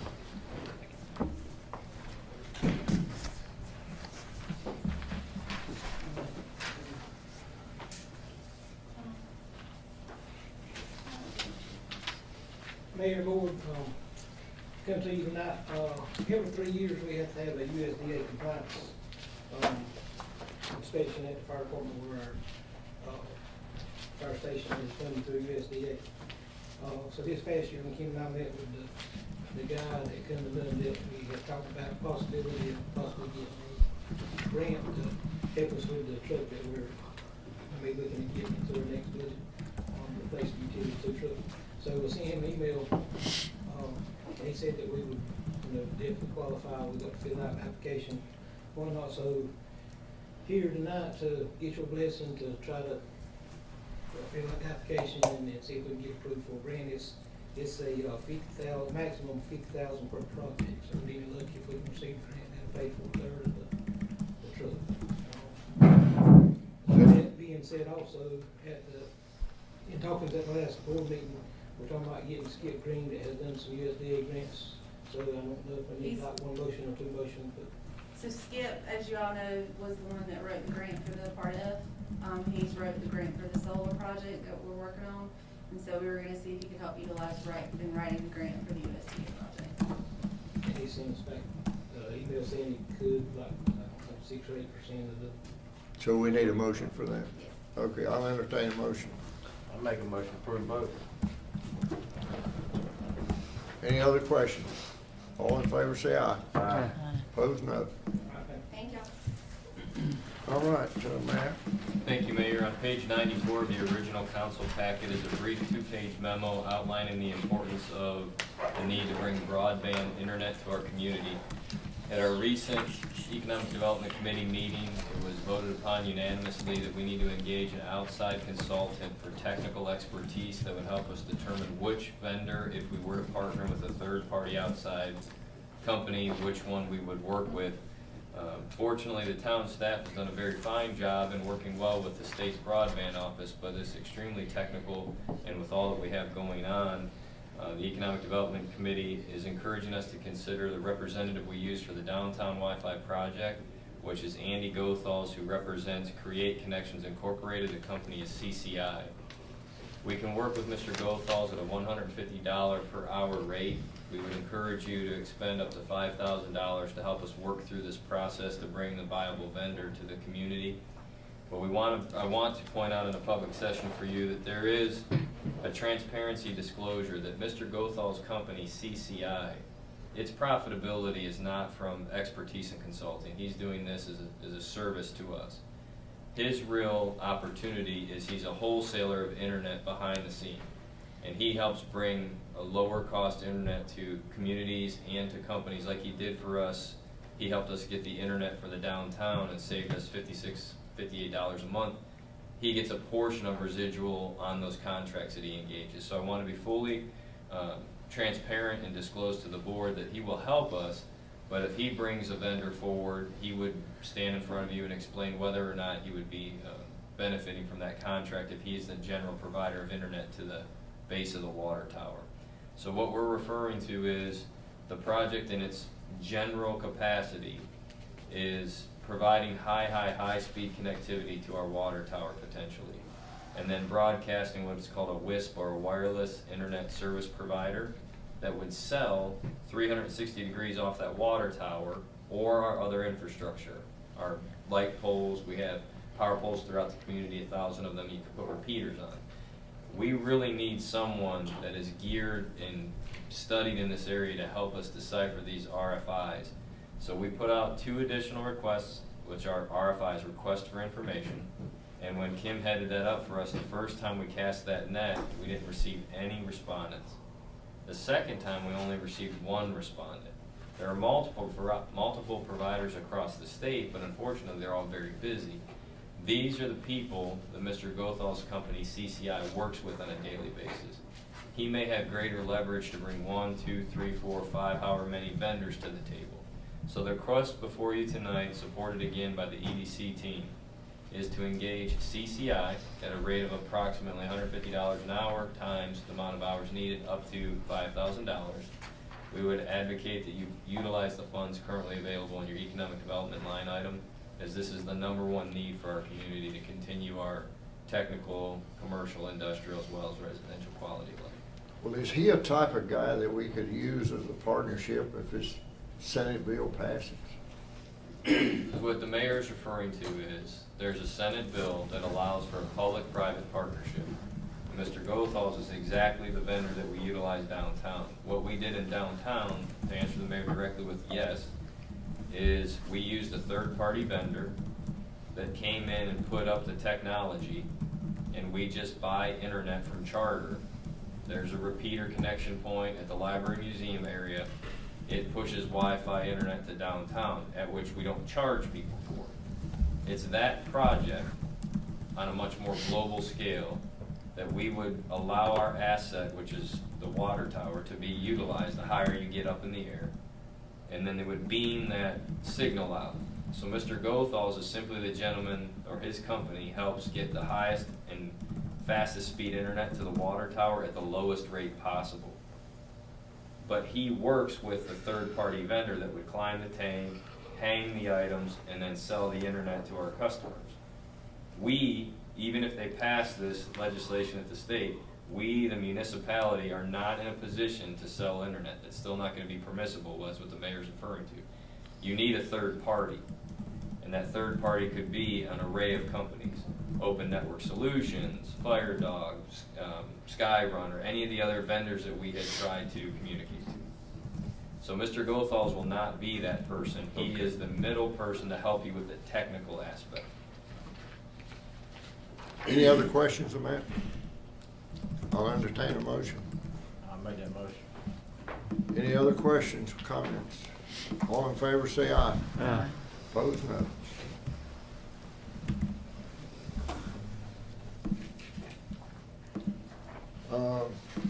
Has everybody read their contract with the Town of Benson LARC Real Estate Investments? The bottom line of this whole 10 pages is 5-year contract for the lot at the corner of Elm and Main Street that we would use for parking, and for his remuneration, he would get a gift letter from us annually for $10,000 that he could use for his taxes. It costs, the town would have no expense in dollars during that time. It's a 5-year contract with a chance to renew another 5 years. But there's a tweeter in there that says that he can take that back with a year's notice. And if he decided to do that within the 5 years, if we paved and put down parking stops and signs and so forth, that expense would be recoverable from him during that 5-year period. If he went the full 10 years, then he could take it back and he wouldn't have to pay anything. So did I say something I shouldn't have? If he goes 5 years. No, then, right? the bottom line on this clawback provision, because we're gonna pave it, and there's gonna be an expending of town funds to do that. If we do not get 10 years of a parking lot lease, of a use of a parking lot for the public, then, which like Mayor Mellon said accurately, he can give us a year notice at any point and end it. But if we don't get 10 full years, then he has to pay back our expenses in paving and all curbing, paving, cutting interest, or whatever expense we have on that site. And we would need to put an addendum to the contract once we know what it is, of how much that would be. Is there a reason, and I'm looking at you for this, is there a reason why we do not have an annual buyout? If he can, and I'm just thinking from an economic development standpoint, I mean, for right now, we have a need, and that could be a need for a parking lot. But long term, I'd really love to see a building on that corner to extend our main street down from economic development. If we were to be in a position where we had somebody that we could put on that corner, a viable business or something, is there not a way that we could forfeit our funds that we have spent improving that parking lot in order to terminate the contract with a 12-month notice? You mean the town terminate. End it and let Mr. Wood develop it? Is that what you're saying? To answer his question, yes, we could do that, but it would be us backing out of that, and then it would be an open negotiation Well, that according to this- wasn't involved with this. And according to this contract, we cannot. We are signing for 5 years, and we do not have a back out. The only thing is, you don't really have any skin in the game other than the paving. Right. You're not actually paying rent. So if we knew someone that we wanted to, if that property was in play, and there was somebody that was gonna come forward and develop it, ultimately that would be Mr. Wood's decision as to whether to go through. This is his land. Right. We're just leasing it. But if we put that together and he chose to do that, then I think mutually, we would just say, well, tell us that we're done. And at that time, if the board said, well, we'll forego in light of the, overall economic benefit to the town, we'll forego charging you. I guess there's no real reason, if you follow my logic, to have us a unilateral ability to end it and waive our right to receive that compensation for the paving. So I don't really think anything can be built there that, in that size lot. If it was, he would have done it with the doctor's offices because of the parking. He don't have enough room for parking. Well, then why do we need it if it's not enough room for parking? How many spaces are we talking? Oh, probably 25. I would probably rather ask Tim, but Well, there's no parking if you build a building on a lot. Ms. Maxine, what we've identified is there's a lack of definitive parking downtown. This lot is so small that if he builds a building on it, it wouldn't allow him enough adequate minimum parking spaces to serve a building and its parking. Right. So this lot would allow us to gain 15, 20 more spaces plus or minus.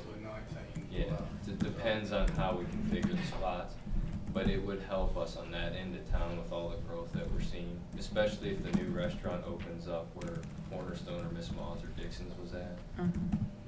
This is an opportunity for us to get some downtown infield parking. Sort of circular, but the only way this tract would have parking is if you turn the whole thing into a parking lot. So, if you did anything on it, then whatever you were trying to do on it would probably not have adequate parking other than like a hot dog stand or something. Yeah, because right now you have the fruit stand.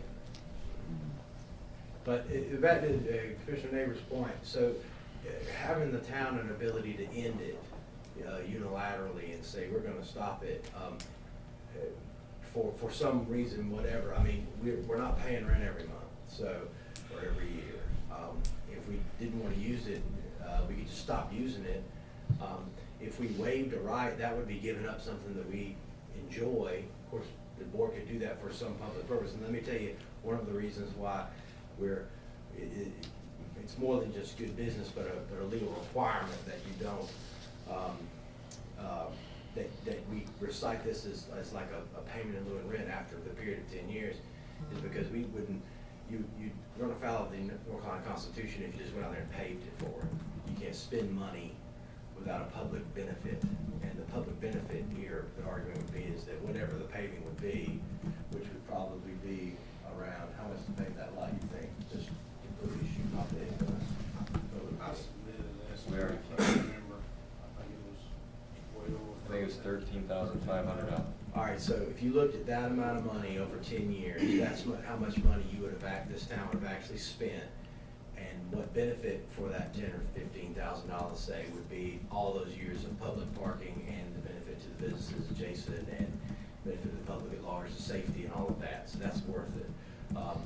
But all those provisions, the clawback of our expense and paving and all that, are benefits to us. Any insertion of like a term about a unilateral right on our part to end it,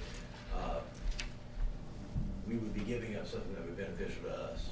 If we didn't want to use it anymore, we could always, I guess, turn it back over. But we don't need to put something in there to say that. Does that make sense?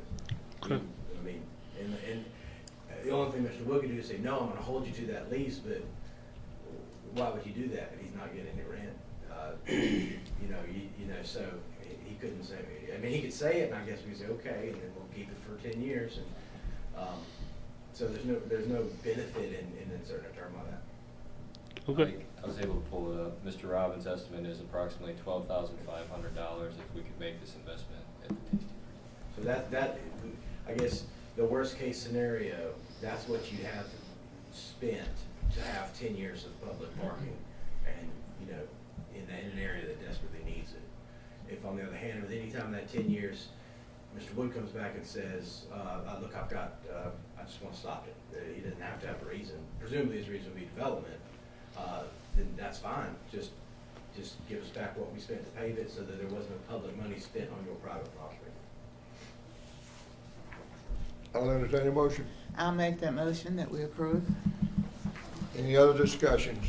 All in favor, say aye. Opposed, no.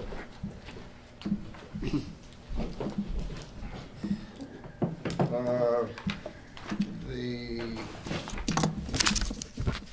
rental agreement that we have with Partnership for Children, they pay rent monthly. And this is just a renewal of the contract that they've had for a number of years now. Are there any changes? Is it same No contract? changes to anything. It's a cleanup measure if you want to consider it that, because the last lease ended at the end of 18, and all of the leases that we drafted, the law dictates this anyway, if you don't say it, but they were just like a month-to-month tenant, and they've been paying right along anyway. This renews it, retroactively effective back to the 1st of January, ends again at the end of the year. Do they pay their rent on time? Oh, absolutely. Yes, sir. I'll entertain a motion on this one. Make a motion we approve. Any other discussion? All in favor, say aye. Aye. Opposed, no. Okay. Matt? Thank you, Mayor. First and foremost, thank you to Mayor Medlin, all of our volunteers and staff that came out on Saturday for cleanup day. We picked up quite a bit of trash around the community, planted some flowers, vegetables, and even cleaned up the dog park. So the 9th annual Keep Benson Beautiful was successful again, and fortunately the weather held out.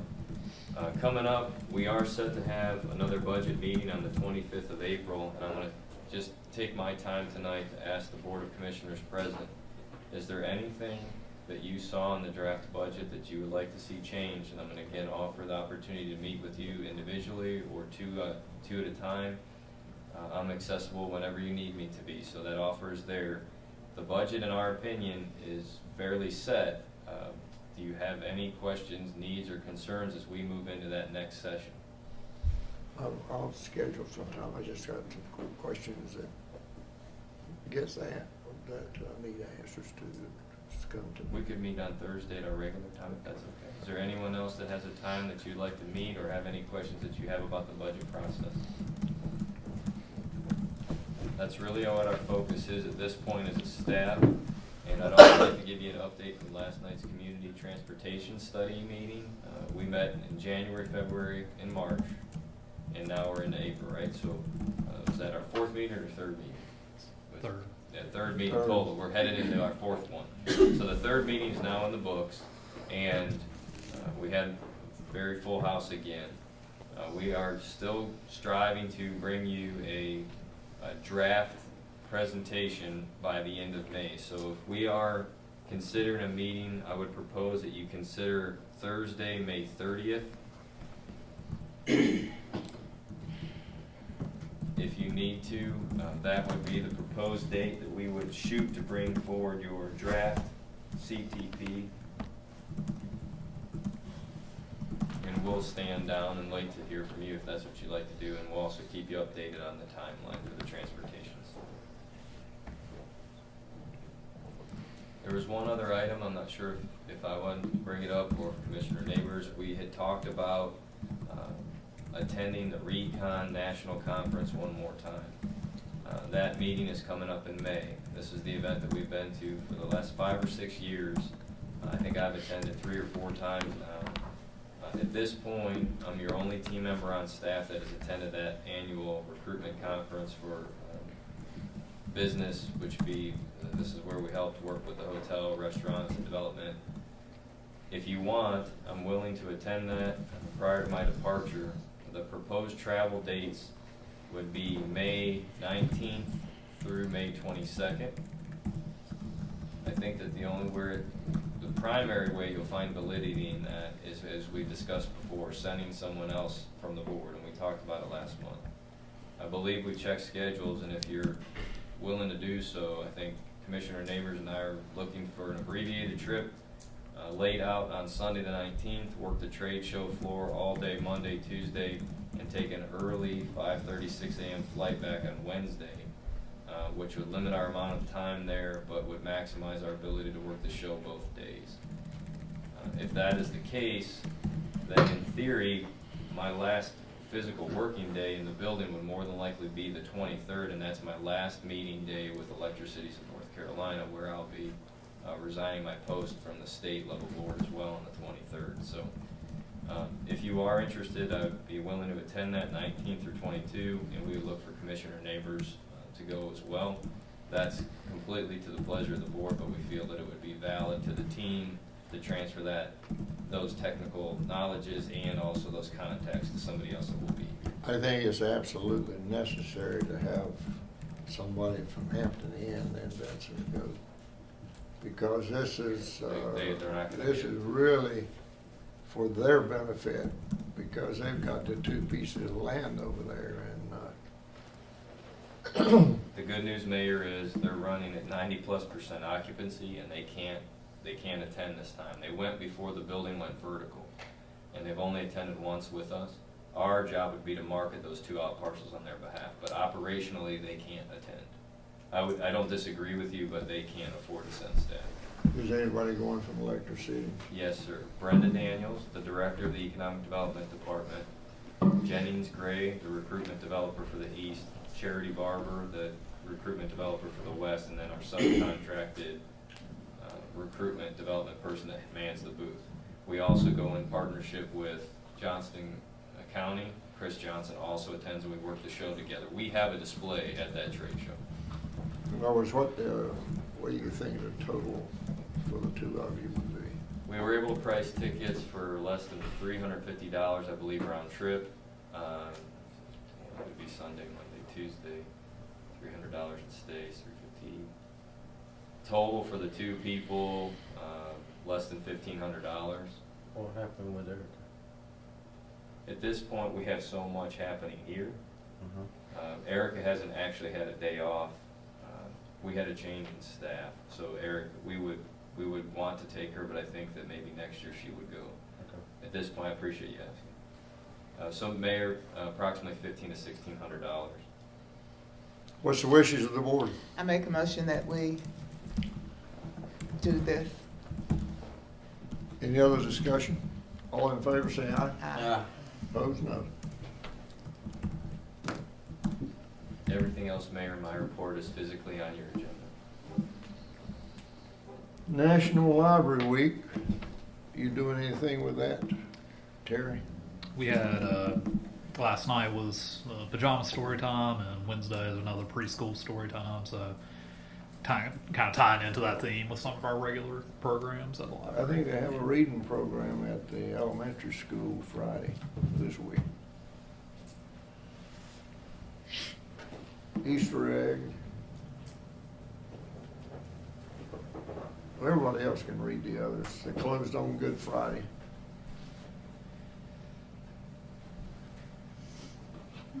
Chief, are you gonna put a proclamation out on National Police Week, or do you want to?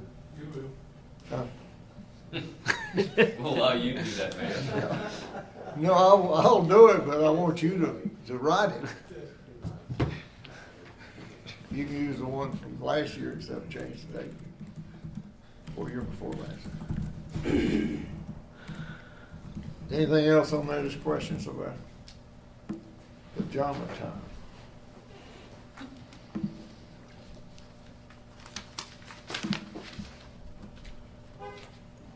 Sip and shop.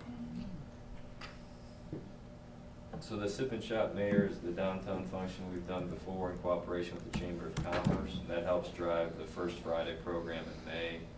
And then also, You see that our schedule leads up to May 9th, which is the sundown in downtown with the Embers, and then it would lead into the Jimmy Cap celebration as well on the 11th. Well, she was gonna be here tonight, Loretta, but something came up on in Smithfield that she had to go to. Starting with the Embers, the plans right now, if they can make it, they've got something to do on Wednesday night, so they're gonna have to drive some Wednesday night and finish up Thursday. They'll be here for the sundown concert, the Embers. Jimmy and the lead singer for the Embers got in the Hall of Fame the same night, so they've developed a relationship. And he and Michelle are going to eat with the Embers backstage before the concert if he get here. And after the concert, it's free time for them. On Friday, May the 10th, and what you have may be a little bit different than what I have, but we've got the final done. And Jimmy and Michelle with their visitors will tour the Benson Museum at 11 o'clock. And Jimmy will present the lone guitar to whoever Terry wants to receive it. You're going to receive it. I'll ask the board what they like to do. Okay. And we're going to try to change that word from loan to gift, but so far he's using the word loaned. We'll have Friday lunch at Cornerstone. They'll have free time that afternoon. The dedication of the markers on Church Street. I think we kind of finalized today the one on the sidewalk. And you understand that with the exception of the labor time that some of the employees have got, the town will not put out any money on the Jimmy Caps weekend.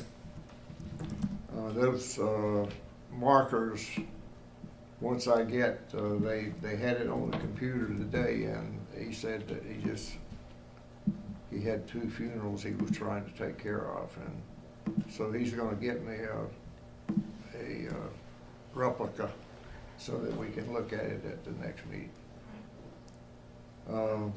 There's going to be a reception at the Baptist Church Fellowship Hall at 6 o'clock. And that's why we're doing the dedication of the markers at 5, so we walk right down to that.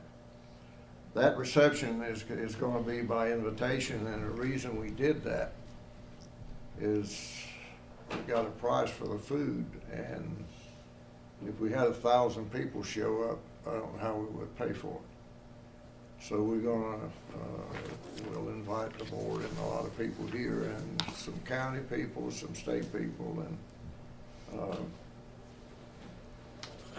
Loretta is working on that now, and I'll add to that.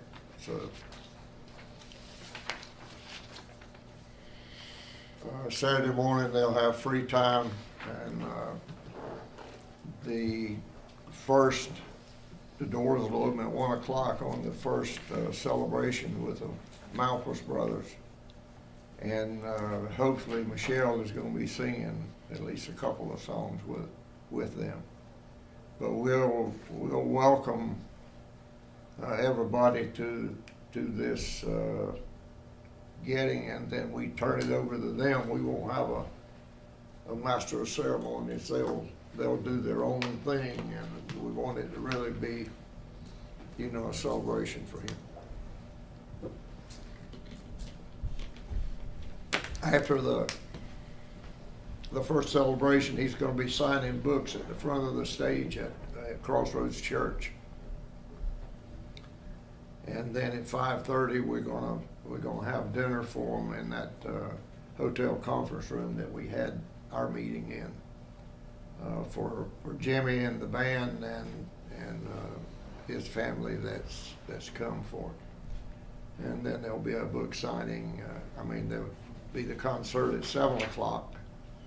The doors will open at 6, there's 8:30 book signing after that, and then that's the end. They have free time then. But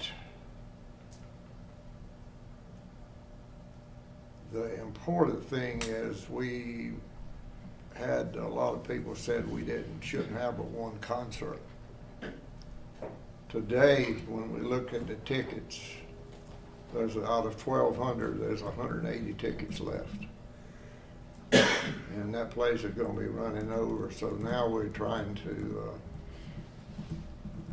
we're going to get some ushers to seat people so that we don't have people climbing all over each other. We're going to get some people to park their cars so that they're not parked all over the parking lot. Fill up the parking lot as you go, because it's going to be hard to get everybody in. You kind of look at the people that's come in to get the tickets, and we're going to have to deal with some wheelchairs and some walkers and walking sticks and those kind of things. So I think it's going, it's coming together. We still have got a few things to do. But the money for this is going to come from the 2 concerts or the 2 celebrations we have. And we're going to ask people to donate. We put that on the ticket, that donation be accepted. We'll have people at the doors when they go out. The other thing I got to figure out is where we can put that money on Saturday night. And we got to find a safe to put it in, because there'll be I hope, leaf bags full of stuff. So we got to be able to take care of that to pay the bills. So does anybody have any questions about the Jimmy Caps? Ike, do you have anything? No, this time, no, unless there's questions. Anybody in the commissioners? Mayor, I may be out of order, and if I am, please ask me to stand down. Are we in agreement that we are dedicating Church Street, and if so, what does that look like from a staff's perspective? We are just curious what we should be doing for the board. Well, the reason I didn't bring that, because I don't have the rendering that it looks like. In other words, it's going to be a 12 by 24 marker that's made out of 4-inch granite, and it'll be engraved. And the plans is to cut out a spot in the sidewalk in front of his house that size, and either pour cement, but we got to put something in the bottom to make sure it don't sink, because a piece of granite that big is heavy. So we got to put some concrete down in there. And this is a birthplace marker, is it? Or a birthplace marker where he was born in Benson? Yeah. Or where he grew up? I don't think he was born in Benson, whether he grew up in Benson. No, it's I think the way what we're going to put on the thing is the home place of Jimmy Caps. I didn't bring my thing. Is there anything else we would need to be doing from a public works standpoint? We've only got the other one that hadn't been completely figured out yet, because we were working today with the guys over there. We'd like to make it out of granite too, but we can't. What's the other one? That's what I'm What's the other one? The one that is an honorary Jimmy Caps Parkway, which is considered to be Church Street. But it's just an honorary thing. So we're doing 2. Yeah. There'll be one. That one will be at, if you know where the parking lot is, at. Yeah, it's got to be voted on.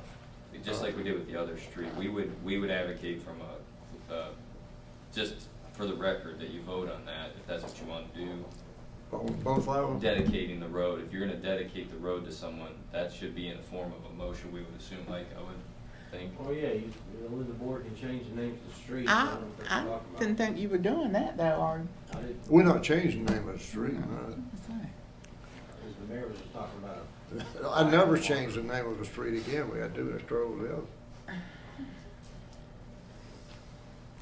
No, we're gonna, if you, at the parking lot of the Baptist church, the people that have the house right there, there's a wall around their yard, a brick wall. We're gonna put it right in the corner of that, and I have their permission to do that. Does it fall in within the sign ordinances? Huh? Does it fall within the sign ordinances? And then it's gonna be It's considered a sign. it's on their property. I know I've said this before, and I don't want to be a negative person. I'm all in favor of giving them a home place dedication, and I'm not saying it, but I really like the idea of doing sidewalk dedications to people. I think there's several people in the town that could be deserving of sidewalk dedications that have done a lot for the town, such as, and I'll just throw some names out there, like Judge Kennedy, who supports the library every year and stuff like that. I was not here during the last street vote, and I've been pretty vocal about it. I do not support renaming or making any honorary street dedications in the town. I think that's a mistake, and that's just my personal opinion. I mean, the board will decide. Well, you're not changing the street. Right. But we're dedicating it. You're making it an honorary street because that's where he lived when he was here. Right. I personally am not in favor of making the street honorary member of anybody. And I say, I don't, I just learned who Jimmy Katz was recently after our discussion, but I personally, and I'll be vocal about it, I will support any kind of sidewalk dedication at his home place, but I do not think that we need to set a precedence as a town as dedicating our streets in honor of anybody. I just don't think that's a wise decision for future problems, because I don't know that we as a town have a ordinance or a set of rules to make guidelines for those. And so if we do it for one, how do we say no to the next one that comes up and wants us to do that? That's just my opinion. What's the other feelings? I agree with Lee.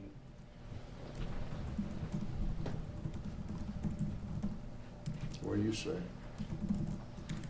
Well, if it's honorary, you're really changing the name. If it's honorary, it's when you honor somebody, yeah. You're just honoring them. Well, still, I mean, would you not do that? Is there any ordinances about that?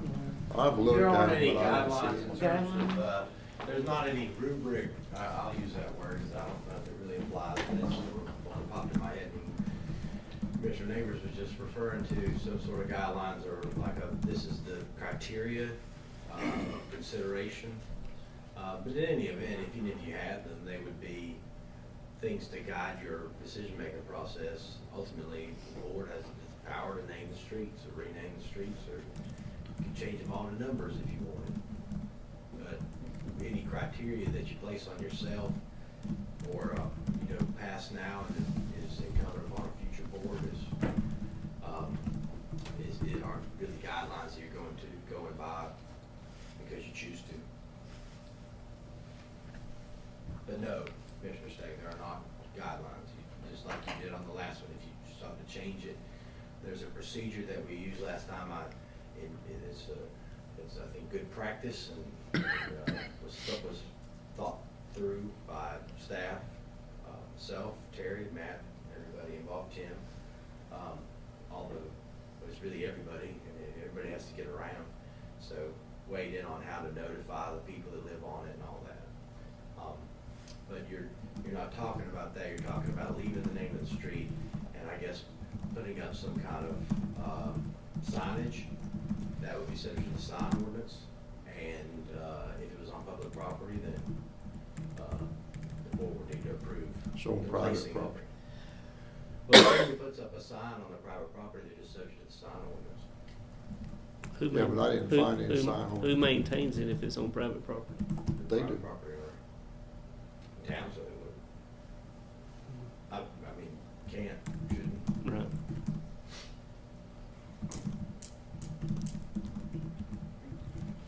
Well, entertain a motion.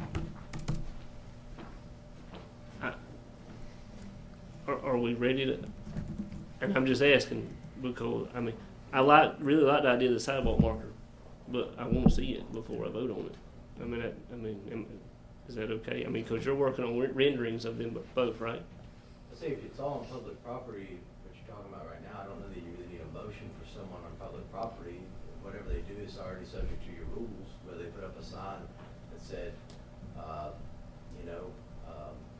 a political sign or something permanent, something that said the number of their house, something like that. I don't think the board could make a motion or needs to make a motion about that, if that's what you're talking about. Or the sidewalks on, If it's on public property, that's it. Right.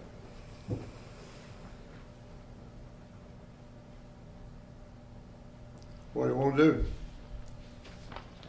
So do we need to make a motion if it's on private property? I don't think you do, because if you make a motion on private property and then something happens to it, and then the person's gonna say, well, y'all voted on it, y'all need to fix it. No, and I don't know that they have an argument on that either. Commissioner McClam, what I would say is if somebody wants to put up something on their public property, they're subject to the ordinances and the Unified Development Ordinance that we've been sticking our nose in all night with the other stuff, but there are plenty of rules in that regarding signs as well. And the board, if you said, well, we pass an ordinance that there's gonna be a sign put on someone's private property, that you can't do that. You wouldn't need to do it if they wanted to, and you couldn't do it if they didn't. Does that make sense? Maybe I'll help here, maybe I'll not. I just don't feel like I have a place to stick my nose in this, but from a managerial perspective, Department of Transportation dedicates roads. Earl Easy Creech Bridge is dedicated. There's a process and a criteria, a size and type of sign, and it's in the public right of way. It sounds like we're mixing apples and oranges. If we want to dedicate Church Street an honorary namesake to Jimmy Capps, that's something I think the Board of Commissioners has the right to do, if I'm not wrong. The board would have to Right? be the one to do it. But that's what I think Commissioner McClam was asking, but then I heard, no, you can't justify on private property. So here's what I think we're trying to say. If I'll be the guy who plows through the field. Do we want to dedicate Church Street to Jimmy, yes or no? If we are going to dedicate Church Street to Jimmy, what does it look like? What's the sign look like? Does it go in private or public space? And I think that's really the conversation that we're all dancing around tonight. And it's a tough one, because it's not that he's not worthy. It's what do we do? What's the criteria? What's it look like? Because I'm looking at Tim from a DOT's past perspective. When I go down and there's a green sign and it says Sheriff, Sergeant, Trooper, such and such road, it's dedicating that section of highway on that particular type of sign to that person, right? There's a criteria. It is, and I think if we're placing it on a transportation facility, just as DOT does on a DOT facility, we gotta be cognizant of the manual for uniform traffic control. It needs to be crash worthy. You don't just put some structure up on the transportation facility. That's our. It lends us some liability. Yeah, if that's the conversation you're having. But that's if it's on the right of way. So now if we're talking about going in Brenda Harper's front yard, which is what we're referring to. That's the house that's the the house catty that's- corner right beside the parking lot at It Baptist would Church. be the house directly across from the parsonage. Okay. All right? So if we're talking about literally going in Brenda's yard, Brenda can erect a sign or put a sign that has to comply with the UDO. You wouldn't vote to put it there. You wouldn't be paying to put it there, and you wouldn't maintain it. So those are two mutually exclusive conversations, and that's what I want to be clear about is Public Works won't go install it there. Public Works isn't going to go maintain it there. But if we dedicated Church Street and it was in the drive lane, which would be the right-hand side traditionally, not the opposite lane, right, Tim? You'd have it in the right-hand lane where you would see it when you're traversing that roadway structure. It would be theoretically not in a line of sight, meeting the, with the proper terminology said, design standards between the curb and more than likely the sidewalk. And then it would be on public property. So I want to be very clear, because I don't want Tim assigned to do something or Matt assigned to do something that this board isn't clear on. And everybody's got good intentions. I just want to have clear direction for our staff. But if you were to place a sidewalk marker, that would be something in front of his home place. That's something that can easily be done with public I think funds. Public Works can Can knock install that- that. We've been helping. We're right there with you. We're tracking the mayor's helping make the design. Yep. Personally, and again, I would really like the idea of doing historical markers around town anyway. I mean, in front of prominent people that have supported the community and been successful. But I'm not in favor of making honorary street dedications. I think that's two separate things. But that's just my opinion. So it's up to the board for whatever they wish to do. All right. I still entertain a motion. Make the motion. Have you made it? Do we have a But motion? there's two different questions there, and so. Make two different. All right, well, let's knock out the first one. Well, do you make a motion to say that you don't honorary, that you don't make the street honorary if it's not been presented to do it? Because, I mean, I'm making a motion not to change anything. No, I just presented it. Right. I don't think you need to make a motion to leave things as they are. That's what I was thinking. So there is no motion. Cancel each other out, it's like -1 times -1. Okay. So, but if you're talking about placing something. No, I'm saying I want it on the record that they object to putting the sign on Church Street. I want that on the record. That the board objects? Yeah. So what's the reason for that? Because if somebody is against something, they gotta be willing to take it, because I'll go back to Jimmy and say that There's nothing to the board make. decided they didn't want that. I mean, it's. I think if you don't make a motion and obviously nothing happens, then you can infer things from that. But I would like to be presented with a marker to go in front of his home place. And if the town and the mayor and whoever's behind this Jimmy Cap celebration can present something to the town, I'd be more than happy to support that. Well, let me tell you this. Back in July last year, when this came to our attention, we had Matt Zapp, Loretta, and Billy Ergen, and we sat down and we talked about it. And we went off our own ways, and a month went by, over a month went by, and we sat down and talked about it again. And we decided that that would be a good project to bring people to Benson. And it's proven to be true. And we started working on it, talking to people about, how we would pay it and where we could have it. And it was never decided until we knew where we were going to have it, that we're going to do it, because there was nowhere to have it here except in the auditorium. Wouldn't hold enough people worth doing.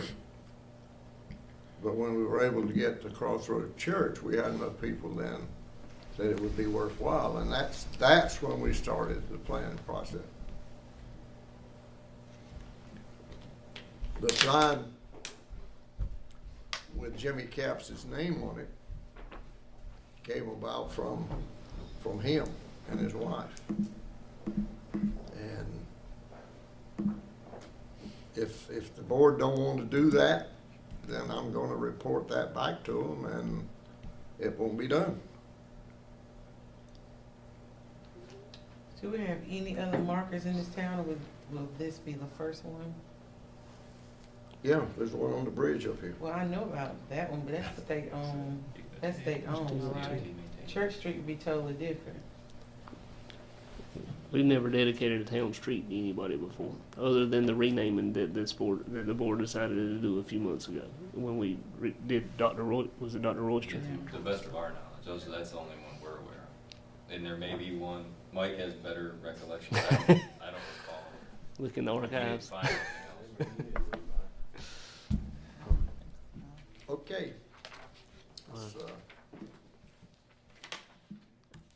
I'd like to make a motion that unless attorney has anything